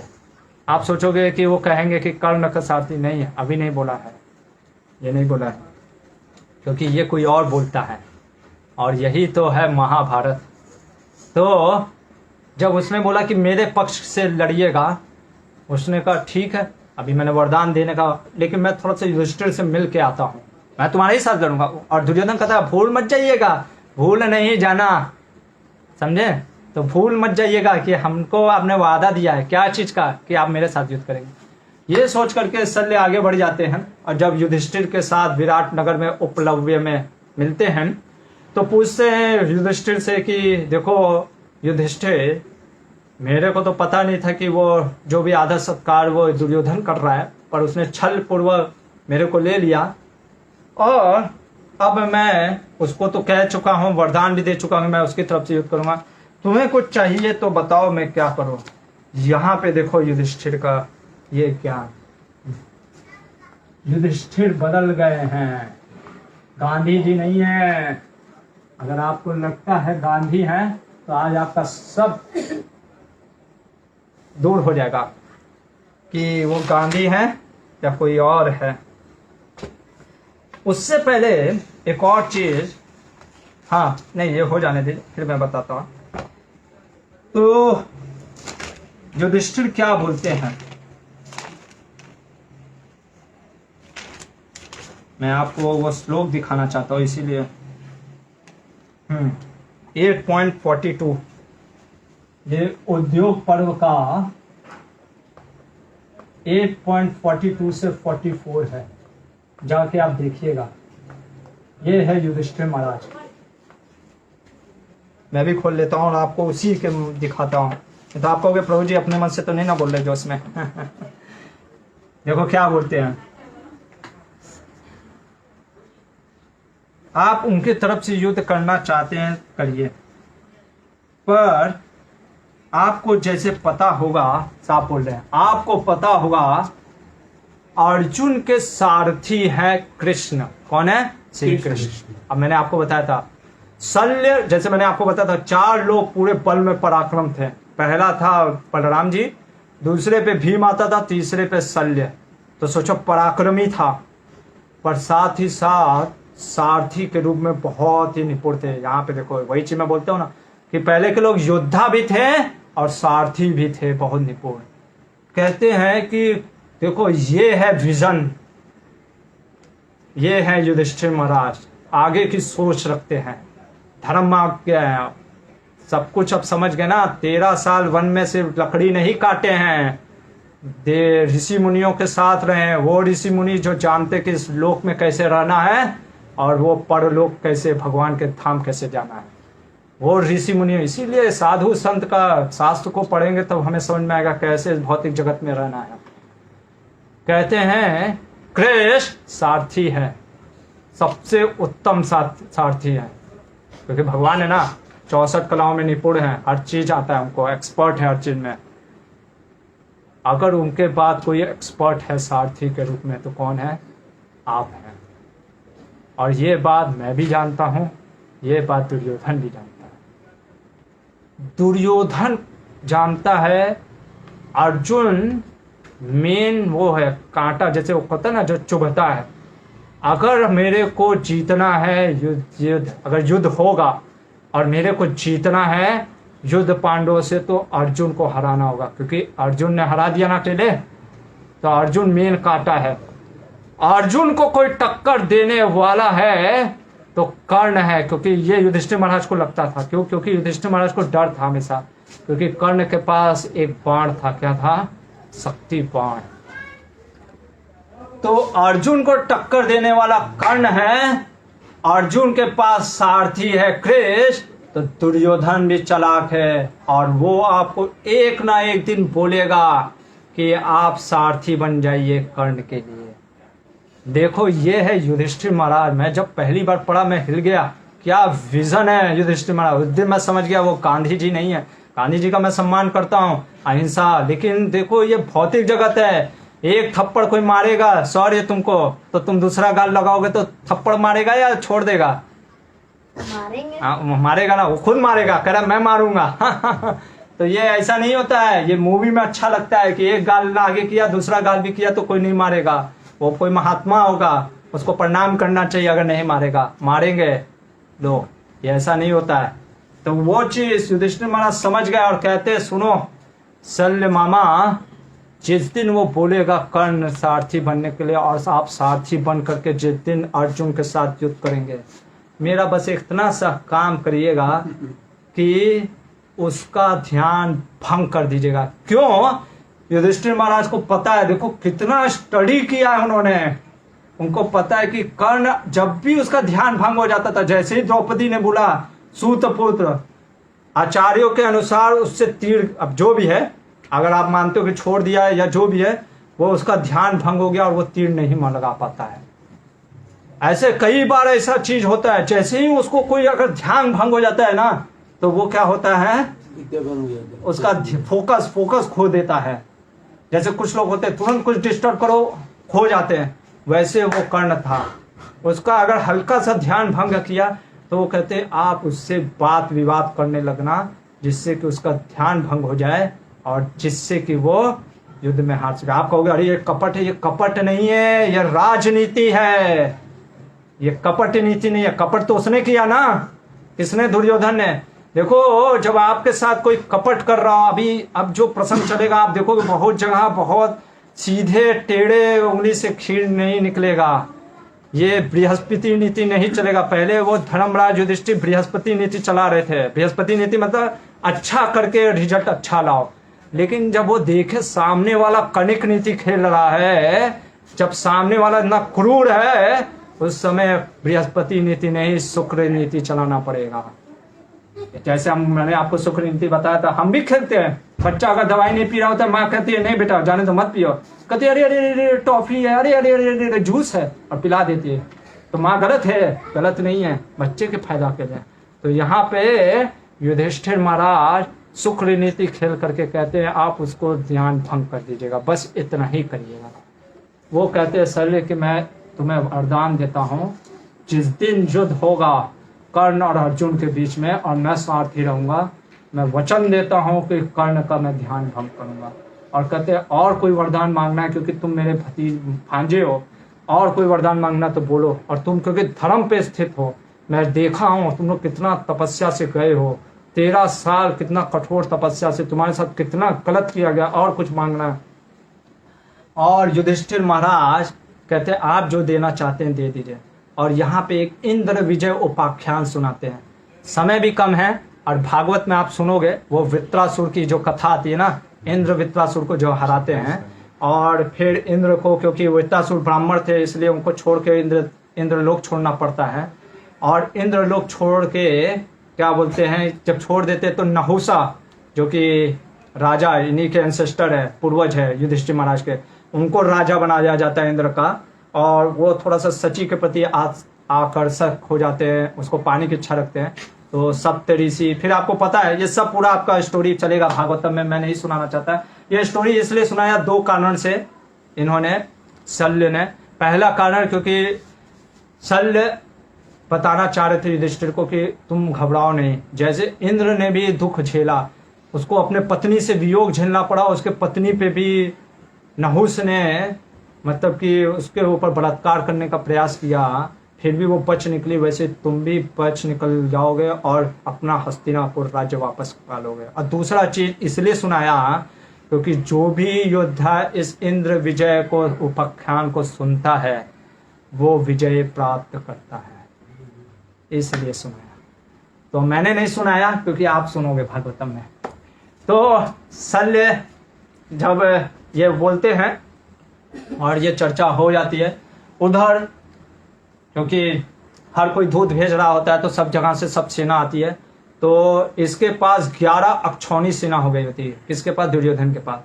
और पांडवों के पास 7 अक्षौणी। 11 और 7 लगने में 4 का डिफरेंस है, पर 4 नहीं है। एक अक्षौणी सेना लगभग आप समझ लो 17 लाख सैनिक का डिफरेंस है। यानी 4 गुणे 17 68 लाख, कम से कम 70-75 लाख सैनिक का डिफरेंस है चल रहा है। तो जो दूत भेजे होते हैं हस्तिनापुर के लिए, जब वो देखते हैं अरे बाप रे इतनी सेना खड़ी कर दी, तो दूत भी क्योंकि ब्राह्मण थे, और वो ब्राह्मण जो होते हैं कई बार तीक्ष्ण बोलते हैं और वहां पे उनको बोलना पड़ता है। वो कहते हैं सुनो धृतराष्ट्र, इतनी बड़ी सेना खड़ी कर दी तो इसका ये मतलब ये मत समझना कि तुम युद्ध में जीत जाओगे, क्योंकि उनके साथ धर्मराज युधिष्ठिर के साथ कौन है? देवकी नंदन, पहला चीज बोलते हैं वसुदेव श्री कृष्ण है, और अर्जुन ने आप लोग को अभी मार के हराया था, 6 को 6 महारथियों को हरा दिया था, तो इसलिए भूलना नहीं। लेकिन फिर भी धर्मराज युधिष्ठिर सब कुछ भूल करके आपके साथ शांति का प्रस्ताव रखना चाहते हैं। आप क्या कहना चाहते हैं? ये जब बोलते तो भीष्म पितामह कहते अरे द्यूत तुम थोड़ा सा तो मीठा बोल सकते थे, लेकिन अगर वो बोलते तो वो अहंकार को चोट पहुंचाना चाहते थे। कहे मैं समझ सकता हूं तुम ब्राह्मण हो इसलिए तुम इतना बोले, और मैं समझता हूं कि शांति ही रखना चाहिए। उधर बीच में जब बोल रहे होते कर्ण काट देता बात को। इतना बदतमीज है, सेमलेस है कर्ण, सेमलेस। अरे बड़ा कोई बोल रहा है, देखो यही उचित होता है। आप कुछ क्योंकि क्या बार बार बोल रहे होते हैं, क्योंकि वो विदुर वो ब्राह्मण पूरा बताता है कि कैसे उनके साथ अत्याचार हुआ, क्या उनको जलाया गया, उनकी पत्नी को वेश्या करके नग्न करने का प्रयास किया गया, उनको फिर जब वनवास में भी थे तब ये दुर्योधन गया उनको जलाने के लिए। इस तरीके से कई अपराध किए। तो भीष्म पितामह भी बोलने जा रहे थे कि हाँ हाँ उनके साथ गलत हुआ है। तो देखो आजकल के मॉडर्न लोग भी ऐसे ही होते हैं। आप जब सच बात बोलते हो ना तो वो आपके बात को काट देते हैं और अपना बात दिखाते हैं। ये कर्ण है, इतना दुष्ट है, कपटी है, सेमलेस है। पहले तो बड़े का आदर अनादर किया और कहता है अरे जो बीत गया उसमें कौन सा बात है। और क्या चीज है, शकुनी ने प्रेम पूर्वक जीता था। देखो प्रेम से, हमने कोई छल से थोड़ी ना जीता था, बुद्धि से जीता था। और रही बात उसकी कर रहे हो, क्या बोलते हैं अर्जुन जीत गया तो फिर है दम तो आके युद्ध करे। देखो 2 बार मार, और यही भीष्म पितामह कहते हैं अरे तुम तो चुप रहो राधानंदन, इतना मूर्ख हो तुम। अरे 2 बार हार गए, 1 बार नहीं 2 बार हारा इस बार, और पहले भी हारा था। क्या हुआ, कट गया क्या? कुछ नहीं आप कंटिन्यू। हरे कृष्णा। तो राधानंदन तुम तो मूर्ख है, तुझे तो कुछ समझ में नहीं आता। और कहते तुम चुपचाप बैठ जा, डांट देते भीष्म पितामह। बहुत सीमलेस पर्सन है, सीमलेस पर्सनालिटी है कर्ण। पता नहीं उसको कैसे आप दानवीर और महान दिखाते हो। मैं नहीं बोल रहा, ये सब महाभारत में मेंशन है। वो सेमलेस कर्ण को युधिष्ठिर अरे धृतराष्ट्र भी डांटते हैं, कहते तुम चुप हो जाओ, तुम्हारी वजह से मेरा बेटा बिगड़ रहा है, उसका ज्यादा भाव बढ़ रहा है, तुम शांत बैठो। और वो कहते हैं कि देखो देव तुम जा करके बोलो कि मैं अपने दूत को भेज रहा हूं संजय को, और जो होगा मैं बताता हूं। ये बोल करके दूत निकल जाता है। इधर संजय से बात करने से पहले एक चीज मैं आपको बताना चाहता हूं, वो है जो कि हमने देखा नहीं, वो है choosing a partner what it needs, जो आज का एक विषय है। और वो हम देखते हैं इसके इंसिडेंट से। जब भी हम कोई पार्टनर चूज कर रहे होते हैं तो एक प्रकार का हम सिनर्जी मतलब कहने का मतलब है कोई भी पार्टनर, चाहे प्रोफेशनल वर्ल्ड में हो या पर्सनल वर्ल्ड में। पार्टनरशिप होता है ना प्रोफेशनल वर्ल्ड में, साझेदारी, हाँ तुम मेरे हाथ से पार्टनर हो। या रिलेशनशिप में भी आप अगर पार्टनर ढूंढ रहे हो, स्पाउस, तो एक प्रकार का सिनर्जी आप ढूंढ रहे होते हो। पहला चीज क्या सिनर्जी का मतलब है कि उस व्यक्ति का जो विचार है क्या आपके विचार से मेल खाता है।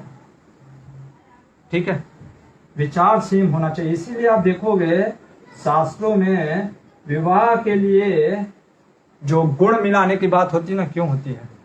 क्योंकि संभवतः है अगर पति ऐसा हो कि जिसको सफाई पसंद ना हो और पत्नी को सफाई पसंद हो, तो आप देख सकते हो कितना बड़ा कला होता होगा छोटा छोटा बात पे। इसलिए विचार मिलना चाहिए, पहला चीज। और दूसरा चीज कि कोई गोल, कॉमन गोल के लिए आना चाहिए। हम देखते हैं कि कोई कॉमन, कोई उद्देश्य आपका सेम होना चाहिए, तब पार्टनरशिप होगा। ऐसे बहुत चीजें हैं, जो चीज मैं ले रहा हूं। कृष्ण और अर्जुन के अगर हम देखें संबंध, और कर्ण और शल्य के, तो कृष्ण अर्जुन का केयर करते थे, जैसे मैंने आपको बताया, भक्तों से उसका प्रेम था। कृष्ण इसलिए गीता का ज्ञान भी दिया अर्जुन को, भक्तों से में छका चेती। और कृष्ण यहाँ तक कि अर्जुन के रथ जो थे ना, घोड़े, जब एक बार वो थक गए थे, चैत्रथ के प्रसंग में आएगा जब मैं आपको बताऊंगा, थक गए होते, भगवान उतर जाते, कहते अर्जुन रथ थक गए, घोड़े थक गए, नहीं चल सकते हैं, क्योंकि वो बहुत दूर चला गया था ना, चैत्रथ को छिपा दिया गया था, तो इसलिए अर्जुन को पूरा भेदते हुए पूरा जाना पड़ता है, 11 छोनी सेना, तो इसलिए वो कहते थक गए, और भगवान स्वयं उतर करके घोड़े को पानी पिलाते हैं अर्जुन का। अर्जुन भी समझता है। लेकिन वही कर्ण और शल्य का देखते हैं, क्योंकि यहाँ पे वरदान दिया ना, हम देखेंगे क्या दोनों में बात विवाद होता है, आपस में लड़ बैठते हैं शल्य, और शल्य छोड़ के भाग जाता है।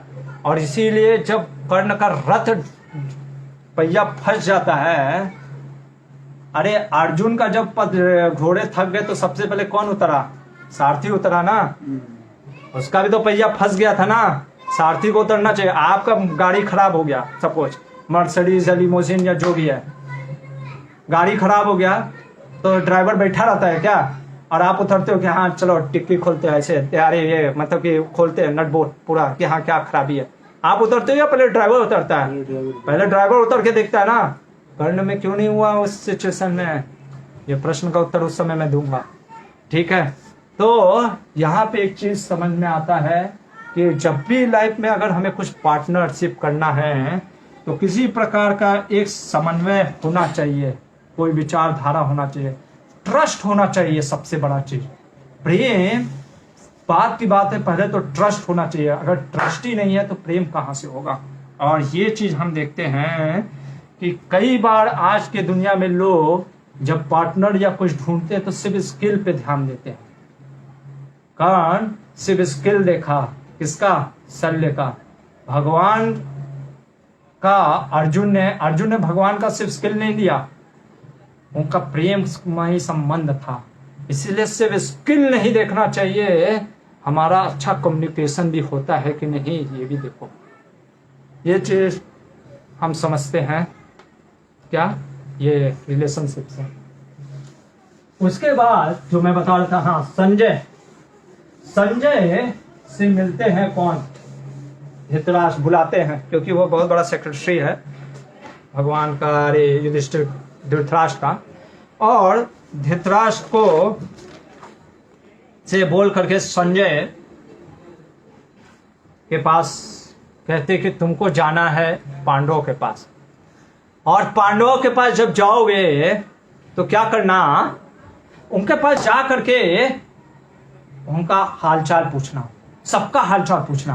देखो ये बहुत चालाक है, ये भी अंधा है, लेकिन ऐसा मत समझो बेवकूफ है। कहता है कि जाओ, क्या करना, पहले उसको बोलना, युधिष्ठिर को कहना तुम धर्म के प्रज्ञ हो, अरे तुम धर्मात्मा हो, तुम्हारी पत्नी को निर्लज करने का प्रयास किया गया फिर भी तुम धर्म नहीं छोड़े, तुम 13 साल वन में रहे, तुमने धर्म नहीं छोड़ा। फिर बोलते अर्जुन की तारीफ करना, अर्जुन के बारे में सोचना, अर्जुन कितना पराक्रमी था, महावीर था, धनुर्धर था अर्जुन। उस धनुर्धर अर्जुन को कहना कि अरे तुमने 6 को एक साथ हरा दिया, तुम्हारा ये परम पिता जो बड़े पापा हैं वो तुम्हें याद करते हैं। भीम को याद करना, भीम से भी पूछना कि कैसा कुशल है, सब ठीक है ना? क्यों? क्योंकि भीम ने जटासुर, कीचक का वध कर दिया, उससे भी लेना।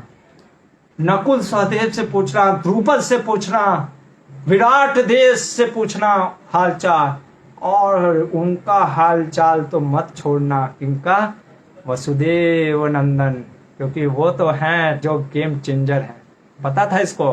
देखो मतलब धृतराज से हम क्या सीखते ना, कई लोगों को पता है कि भगवान है, जानते भी हैं भगवान है, फिर भी वो ऐसा जीवन अपना जीवन जीते हैं ना कि वो ऐसा लगता है उनके जीवन में भगवान नहीं है। हम देखते हैं, इसको हम कहते हैं ना philosophically theist but psychologically atheist. कहने का मतलब है जानते हैं कि भगवान है, लेकिन वो अपने जीवन में कार्य जो है ना वो अधार्मिक करते हैं। उनका जीवन का गोल क्या होता है? बस पैसा या कुछ पाने की इच्छा, सक्सेस, फेम, और उस कारण से उनका जीवन का एक ही उद्देश्य रह जाता है, क्या चीज? कि किसी ना किसी प्रकार से हम क्या करें। जैसे जो लोग ज्यादा फेम में रहते हैं ना, समुद्र मंथन लीला में आता है, खास करके ये दानव लोग का सोच ऐसा होता है। उनको कुछ भी दिया तो उनको लगता है कि ये गलत है, इसके अलावा ये चीज अच्छा है। जैसे समुद्र मंथन लीला में जब वसुकी जो वो मंदराचल पर्वत को लपेट करके किया गया, तो देवताओं ने कहा भाई आप उधर चले जाओ। कहाँ? वो उधर उस तरफ से रस्सी, वो टेल पकड़ लो, पूंछ पकड़ लो सांप का। देवताओं ने सोच समझ के भेजा था कि तुम, क्योंकि वसुकी बीच बीच में आग ऐसे निकालता था, आग मुंह से, तो वह बर्दाश्त नहीं कर पाओगे, आप उधर रहो। उसको समझ में नहीं आया। उन्होंने कहा हम कैसे रहेंगे हैं? हम टेल में, हम क्या पूछ पकड़े?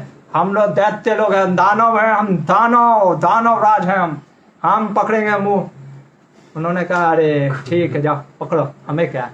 और वो पकड़ने के लिए गए और मुंह से बार बार आग फेंकता था, हालत खराब हो गया।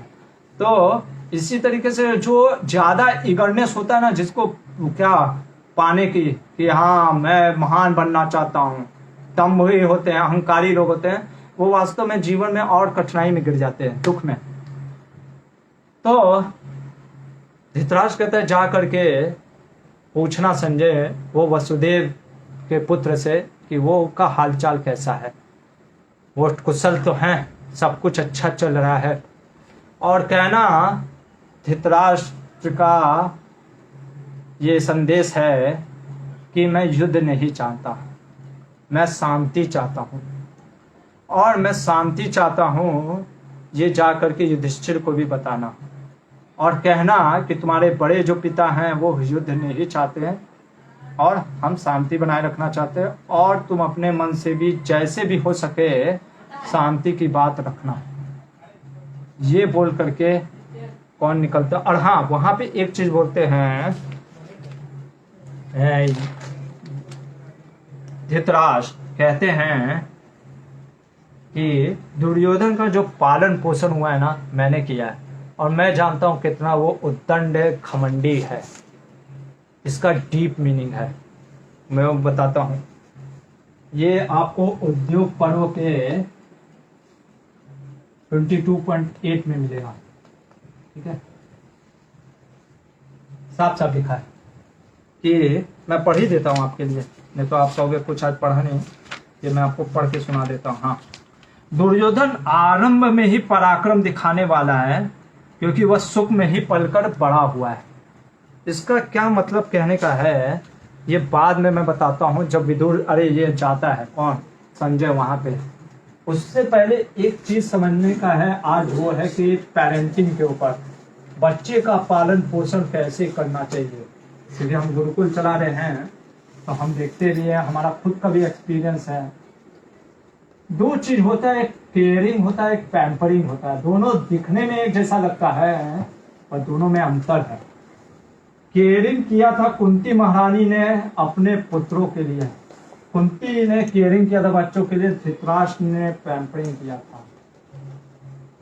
क्या होता है केयरिंग और पैम्परिंग में अंतर, कि पैम्परिंग जो होता है ना, इसमें आप सिर्फ सामने वाले के बारे में ये सोचते हो कि अरे वो कैसे, उसको जो वो चाहता है प्रेजेंट में कुछ भी चाहता है आप उसको देते हो। जैसे बच्चा रो रहा है, क्या रो रहा है?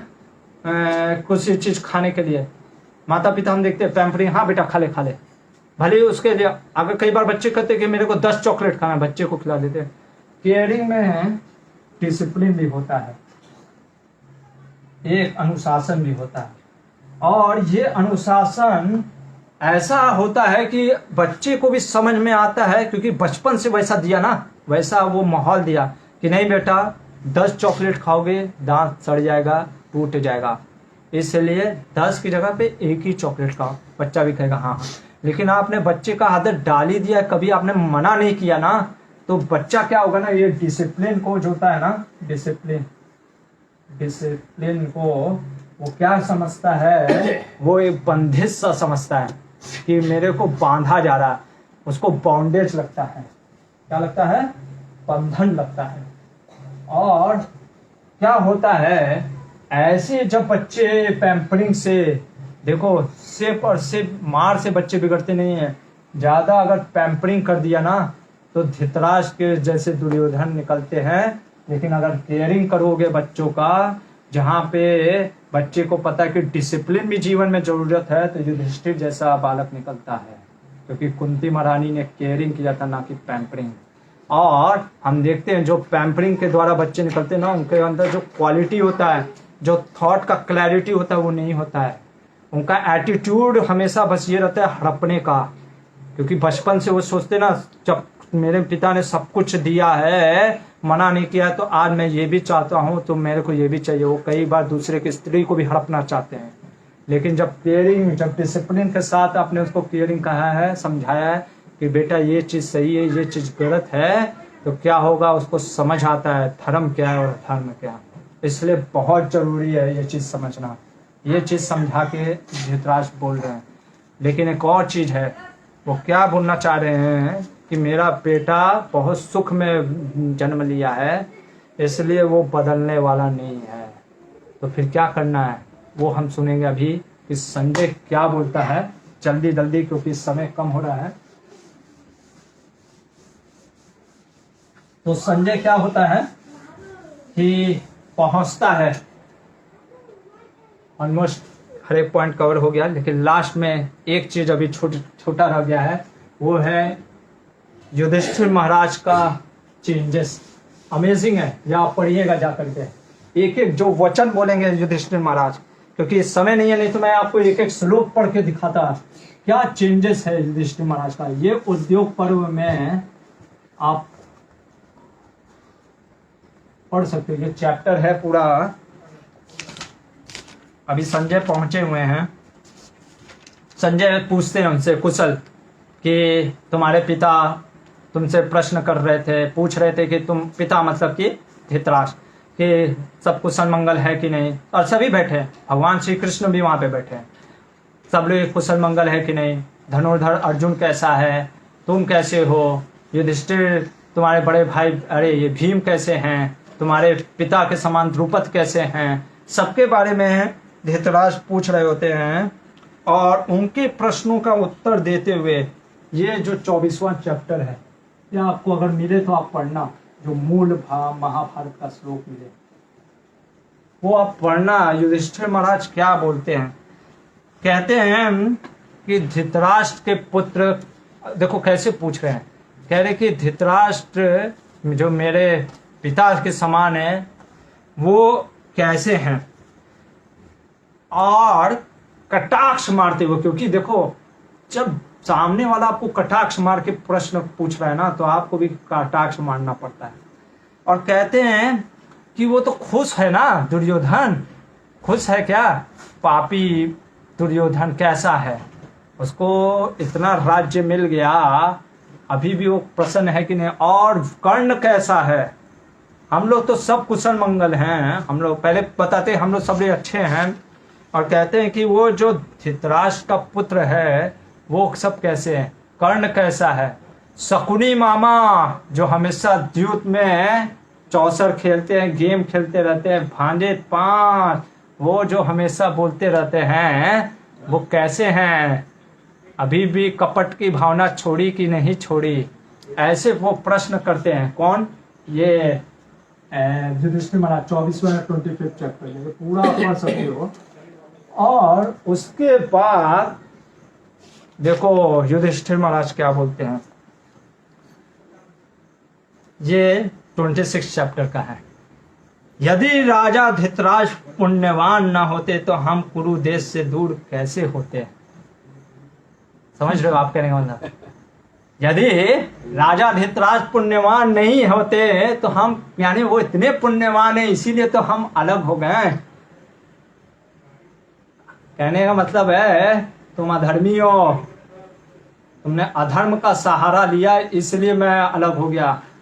इसके बाद कहते हैं राजा धृतराष्ट्र स्वयं तो विषम भाव रखने का कहते हैं बात, विषम भाव में लगे हुए। मतलब विषम भाव कहने का मतलब है कि सम भाव नहीं, एक दृष्टि से नहीं देख रहे। राजा धृतराष्ट्र क्या थे? शांत बैठे थे, हर चीज उनको पता था। उन्होंने ना भेजा था ना, याद होगा आपको, लाक्षागृह के लिए कि जाओ जाओ शिव की नगरी में लगा हुआ है। भले ही जलाना है का नहीं, लेकिन भेजा तो उन्होंने ना था, सब कुछ पता था। वो समान भाव नहीं रख रहे और हमसे कह रहे हैं कि समान भाव रखने के लिए। देखो चुप चेंज हो गया ना युधिष्ठिर महाराज। वो युधिष्ठिर जो धृतराष्ट्र के कहने के लिए द्यूत खेलने को आज भी सम्मान करते हैं, लेकिन जब सामने वाला आपके भोलेपन का फायदा उठा रहा है ना, सामने वाला आपके हर समय आपको नीचा गिराने के लिए तत्पर है, तो आप भोले नहीं रह सकते। तो इसलिए कटाक्ष मारते हुए बोल रहे हैं कि जो मेरे धृतराष्ट्र हैं वो समभाव की मेरी बात कर रहे हैं कि हाँ हमको समभाव से रहना चाहिए, शांति में बनाए रखना चाहिए। हम शांति बनाए रखेंगे, हाँ हम शांति बनाए रखेंगे अगर वो हमको एक राज्य का एक भाग, देखो कुछ भी नहीं मांग रहे हैं, राज्य का एक भाग बस दे दे। क्या दे दे? क्या दे दे? कि 5 पांडवों को 5 गांव दे दे। ये भगवान से पहले ये खुद ही बोल देते हैं धृतराष्ट्र, अरे युधिष्ठिर 5 पांडवों को 5 गांव दे दे, हमें नहीं चाहिए इंद्रप्रस्थ भी, 5 गांव दे दो। इसका भी रीजन है, वो मैं कल बताऊंगा, कल नहीं परसों, क्यों 5 गांव ही मांग रहे थे जब वो शांति दूत बन के भी जाते भगवान। तो ये जब बोलते हैं और कहते हैं कि अगर वो रेडी नहीं होते हैं तब तो युद्ध हम कुछ नहीं कर सकते।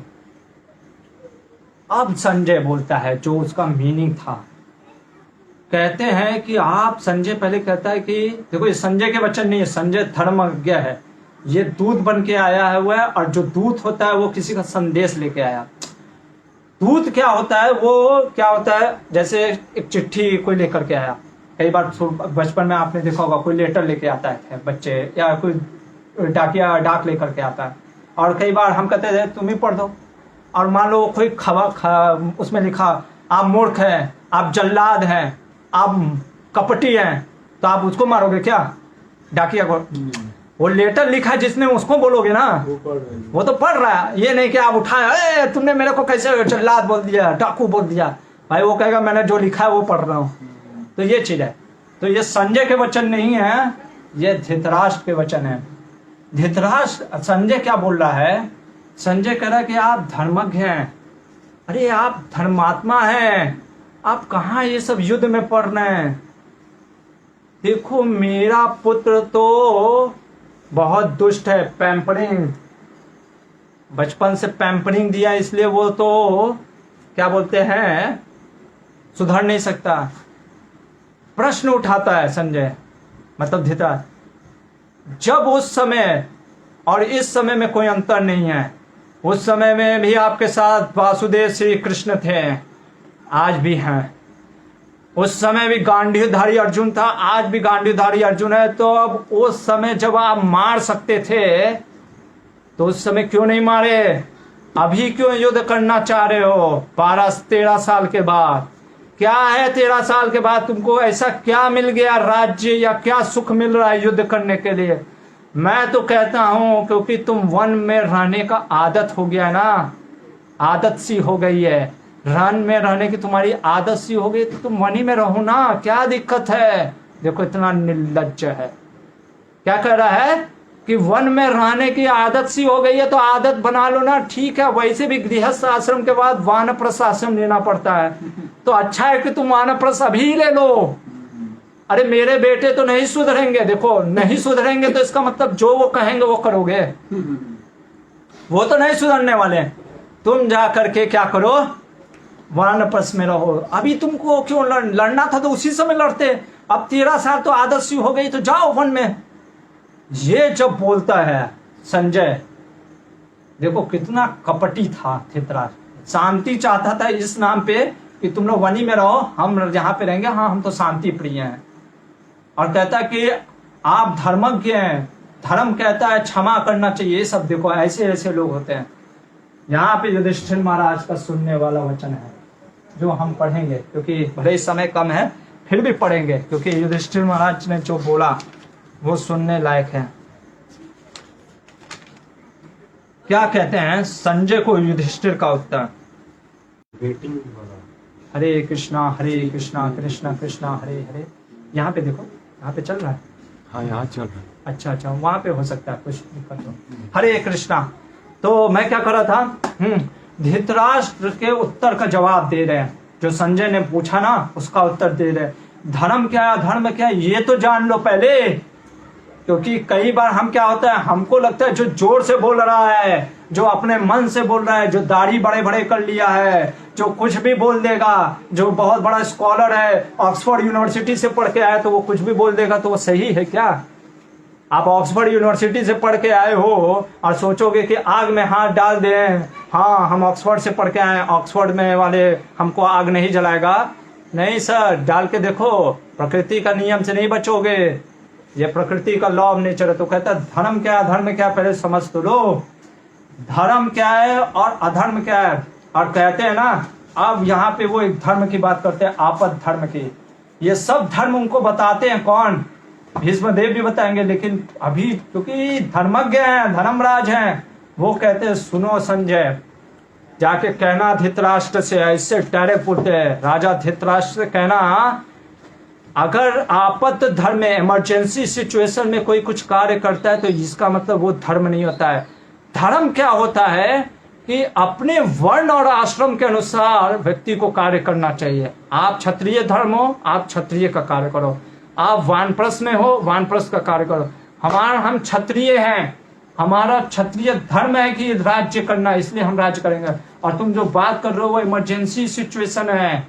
आपद धर्म में किया हुआ कार्य, जैसे मैंने आपको कई बार बताया, एक चक्रा नगरी में ये ब्राह्मण बनकर के रह रहे थे, वनवास। क्यों? क्योंकि उस समय आपत्ति था, इमरजेंसी था। वैसे ही 12 साल और 1 साल का इनको वनवास मिला था, इसलिए वो झोल रहे थे। भगवान प्रभु राम भी 12-14 साल का वनवास झेले। इसका मतलब ये नहीं कि वो वनवासी हो गए हैं। जब वो निकलते हैं राम जी धनुष और वो लेकर के बाण, तो माँ सीता पूछती हैं कि प्रभु आप बाण और धनुष लेकर करके क्यों चल रहे हो, हम तो वन में जा रहे हैं। कहते सीते मैं वन जा रहा हूं, वानप्रस्थ नहीं लिया हूं, क्योंकि क्षत्रिय का धर्म होता है हमेशा रक्षा करना, क्षत्रिय जो रक्षा प्रदान करे, इसलिए धनुष बाण लेके जा रहा हूं कि जरूरत पड़ सकती है। तो ये चीज समझना चाहिए कि हाँ हम गए 12 साल और 1 साल अज्ञातवास के लिए, लेकिन वो आपद धर्म था और इसलिए क्षत्रिय धर्म। और कहता अगर मैं गलत बोल रहा हूं तो यहाँ बैठे हैं साक्षात स्वयं भगवान कृष्ण, आदि है अनादि है, यही तो वेद है, इन्हीं के तो मुख से वेद है, यही तो सब कुछ है, वेदों के अंत भी यही है। अगर कुछ भी गलत बोल रहा हूं तो भगवान कृष्ण मेरे को सुधार सकते हैं। वहीं पे बैठे होते हैं और कृष्ण खड़े हो जाते हैं और पहले तो सम्मान करते हैं संजय का। कहते हैं संजय सुनो, धर्मराज युधिष्ठिर धर्मात्मा है, तुम भी धर्मात्मा हो, क्योंकि तुम शिष्य हो व्यासदेव के। और व्यासदेव भगवान के ही अवतार है, लेकिन भगवान नहीं ना बोलेंगे कि वो व्यासदेव से मेरे अवतार हैं। व्यासदेव महामुनि हैं। वो व्यासदेव जो कि सारे त्रिलोकी त्रिकालदर्शी है, उसके तुम शिष्य हो। अब सुनो, जो धर्मराज युधिष्ठिर ने बोला वो सत्य है, धर्म यही है। और वहां पे पहली बार आप पढ़ोगे तो आपको पता चलेगा गीता का ज्ञान भगवान ने अर्जुन से पहले उसी से मिलता जुलता सारा ज्ञान संजय को भी वहां पे दे दिया। इसीलिए संजय इतना अच्छे से बता पाया ना, क्योंकि वहां पे ज्ञान मिल चुका था इसको। और आप पढ़ना, आप जा करके पढ़ना, ये चैप्टर है, मैं आपको बता देता हूं, इसमें गीता का ही ज्ञान दे दिया भगवान ने। जो जो प्रश्न अर्जुन पूछता है उसका उत्तर यहाँ पे ऐसे ही दे देते हैं भगवान। ये आपका है कौन सा चैप्टर? हाँ, ये आपका चैप्टर है 29 चैप्टर। उद्योग पढ़ते हैं 29 चैप्टर में, आप पूरा पढ़ना जा करके। भगवान ने सारे ज्ञान दे दिए जो अर्जुन को उन्होंने ज्ञान दिया था। क्योंकि जो अर्जुन ने ना पूछा था ना कि रिनाउंसिएशन ऑफ वर्क बड़ा है, संन्यास बड़ा है कि कर्म योग बड़ा है, ज्ञान योग बड़ा है कि कर्म योग बड़ा है, सांख्य योग बड़ा है कि कर्म योग बड़ा है, तीसरे चैप्टर 5वें चैप्टर सब में वो प्रश्न करता है। वही चीज भगवान बोल देते हैं, जो निष्काम कर्म करता है, निष्काम कर्म में ज्ञान छिपा होता है, वो उससे उसको ज्ञान मिल जाता है। और चूंकि ज्ञान ज्यादा कठिन है, इसलिए मैं तो मानता हूं निष्काम कर्म ज्यादा आसान है, इसलिए कर्म योग ज्यादा बेहतर है, जो भगवान गीता में भी बोलते हैं। ठीक है, और वही चीज वो बोलते हैं कि इसलिए अभी इनका धर्म है गृहस्थ धर्म, और गृहस्थ धर्म होने के साथ साथ ये क्षत्रिय हैं, तो इनको राज्य चाहिए। और अगर इनको राज्य नहीं दिया तो मैं बोलता हूं मैं आऊंगा, मैं चाहता हूं। देखो संजय, मेरे लिए दोनों समान है, दुर्योधन भी और ये भी। दुर्योधन की पुत्री से मेरे पुत्र का विवाह हुआ, और ये सब तो मेरे भाई हैं, मेरे मतलब कि बुआ के लड़के हैं। ठीक है, तो हम दोनों में संबंध, और एक तरीके से देखो तो कृष्ण का ज्यादा निकट संबंध दुर्योधन से था, क्योंकि उसके पुत्र की पुत्री थे से विवाह, पुत्र वधू से, तो वो ज्यादा संबंध हुआ ना। ये तो भाई उनके पिता से संबंध आ रहा है, और ये इनके डरे। फिर भी मैं शांति दूत बन के आऊंगा, तुम लोग को समझाऊंगा, धृतराष्ट्र को कहना मैं आ रहा हूँ शांति दूत बन करके, और मान गए तो अच्छा, नहीं माने तो फिर युद्ध को नहीं रोका जा सकता। और जा करके तुम धृतराष्ट्र को ये संदेश सुना देना। और जाते जाते युधिष्ठिर महाराज कहते हैं मेरा एक एक संदेश सबको सुनाना। कहते हैं धृतराष्ट्र से जाके कहना कि, और यहाँ पे एक बहुत अच्छा चीज बोलते हैं जो कि भगवान बोलते हैं, जो व्यासदेव ने बोला जो शुरुआत में, पूरा जो अधर्म है का वृक्ष है ना, वो दुर्योधन है, कर्ण उसका मुख्य शाखा है, दुशासन जो है उसके फल हैं, शकुनी उसकी लताएं हैं, और जड़ जो है धृतराष्ट्र, जो व्यासदेव ने शुरुआत में महाभारत में मैंने आपको बताया और लिखा है, और युधिष्ठिर धर्म के फल हैं। ये जानते हुए भी यदा यदा ही धर्मस्य ग्लानि भवति भारत, मैं धर्म की स्थापना करने आता हूँ, हर युग में आता हूँ, मैं धर्म के लिए मैं प्रिय हूँ। एक चीज याद आ गया, आपको बता देता हूँ। एक दक्षिण भारत के बहुत बड़े पोएट मतलब कि आचार्य हैं, उन्होंने लिखा, जब भगवान कृष्ण वापस जाते हैं द्वारिका, मतलब द्वारिका में ही रहते हैं, अर्जुन चला जाता है, तो भगवान कोई और आपसे समझे। अर्जुन समझ गया था दुर्योधन बल्कि मूर्ख है। दुर्योधन को लगा न्यूट्रल होने का मतलब है कि भगवान न्यूट्रल रहेंगे। हाँ, भगवान रिश्ते में न्यूट्रल रहेंगे, संबंधों में, लेकिन एक्टिव रहेंगे धर्म की स्थापना करने के लिए, क्योंकि वो धर्म के स्थापना के लिए ही आते हैं, और बार बार आते हैं और बार बार आएंगे, क्योंकि धर्म उनको सबसे प्रिय है। तो वो भगवान यहाँ पे कह रहे हैं कि सुनो संजय, जाके बोल देना मैं चाहता हूँ, वो अधर्म है तो अधर्म को तो उखाड़ फेंकना चाहिए, फिर भी मैं चाहता हूँ दोनों में आपस में प्रेम रहे। जैसे वन में सिंह की, वन कौन है? दुर्योधन लोग, और सिंह कौन है? पांडव लोग। दोनों को दूसरे की जरूरत है। वन नहीं रहेगा तो सिंह का आसानी से शिकार किया जा सकता है, और अगर शेर नहीं रहेगा वन में तो वन को आसानी से काटते चले जाओगे। इसलिए वन भी जरूरत है, वन को शेर की जरूरत है, और शेर को भी वन की जरूरत है। तो इसलिए जा करके कहना। इसके बाद युधिष्ठिर कहते कि मेरा सबको संदेश देना, जा करके पहले धृतराष्ट्र को संदेश देना, कहना मैं चाहता हूँ सुखपूर्वक रहना, मेरा बस इतना विनती है पिताजी, मतलब कि अपने बड़े पापा, पिता भी बोल सकते हैं, कि बस मेरे को 5 गांव दे दीजिए। क्या दे दीजिए? 5 गांव, सिर्फ 5 गांव दे दीजिए, मैं उसी में संतुष्ट हूँ। पितामह को कहिएगा, अरे जब शांतनु के पुत्र विचित्रवीर और चित्ररथ चले गए थे, उस समय जो हमारे कुल का आपने उबारा था, आज आप क्यों शांत बैठे हैं? आज क्यों नहीं उबारते हैं? विदुर जी से कहिएगा कि विदुर जी आप समझाइए संजय इसको, धृतराष्ट्र को, कि युद्ध ना करे, उनके पुत्रों को समझाइए। और दुर्योधन को कहते हैं कि जाके दुर्योधन से कहना कि दुर्योधन, ये तुम्हारा जो बड़ा भाई है ना युधिष्ठिर, ये बहुत क्षमाशील है। तुमने हमें जलाने का प्रयास किया, क्षमा कर दिया। जहर दे करके मारने का प्रयास किया, क्षमा कर दिया। तुमने हमारी पत्नी को निर्लज्ज करके निर्वस्त्र करने का प्रयास किया, मैंने क्षमा कर दिया। 12 साल वनवास में भेज दिया, मैंने क्षमा कर दिया। तुम आए थे वन में हमको नीचा दिखाने के लिए, मैंने क्षमा कर दिया। तुम हर चीज करने आए, मैंने क्षमा कर दिया। आज भी मैं ये सब भूल करके क्षमा करता हूँ। मेरे को सिर्फ 5 गांव दे दो, सिर्फ 5 गांव, और मैं तुम्हें छोड़ दूंगा। और ये बोल करके वो संजय को कहते हैं अब आप चले जाइए।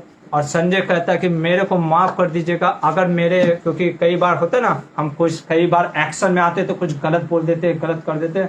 मेरी कोई उद्देश्य नहीं था आपको दुख पहुंचाना। युधिष्ठिर कहता है मैं जानता हूँ आप, और भगवान कृष्ण भी कहते हैं आप धर्मात्मा हैं संजय, आपसे कोई गलत नहीं हो सकता, आप जाइए। और संजय पहुंचते हस्तिनापुर में। हस्तिनापुर में पहुंचते हैं, क्या संदेश सुनाते हैं, विदुर जी क्या नीति है, विदुर नीति जो सबसे फेमस है, वो धृतराष्ट्र को क्या सुनाते हैं, और भगवान शांति दूत बन करके क्या करते हैं, हम देखेंगे सोमवार को। तब तक के लिए हरे कृष्णा, श्रील प्रभुपाद की जय। हरे कृष्ण।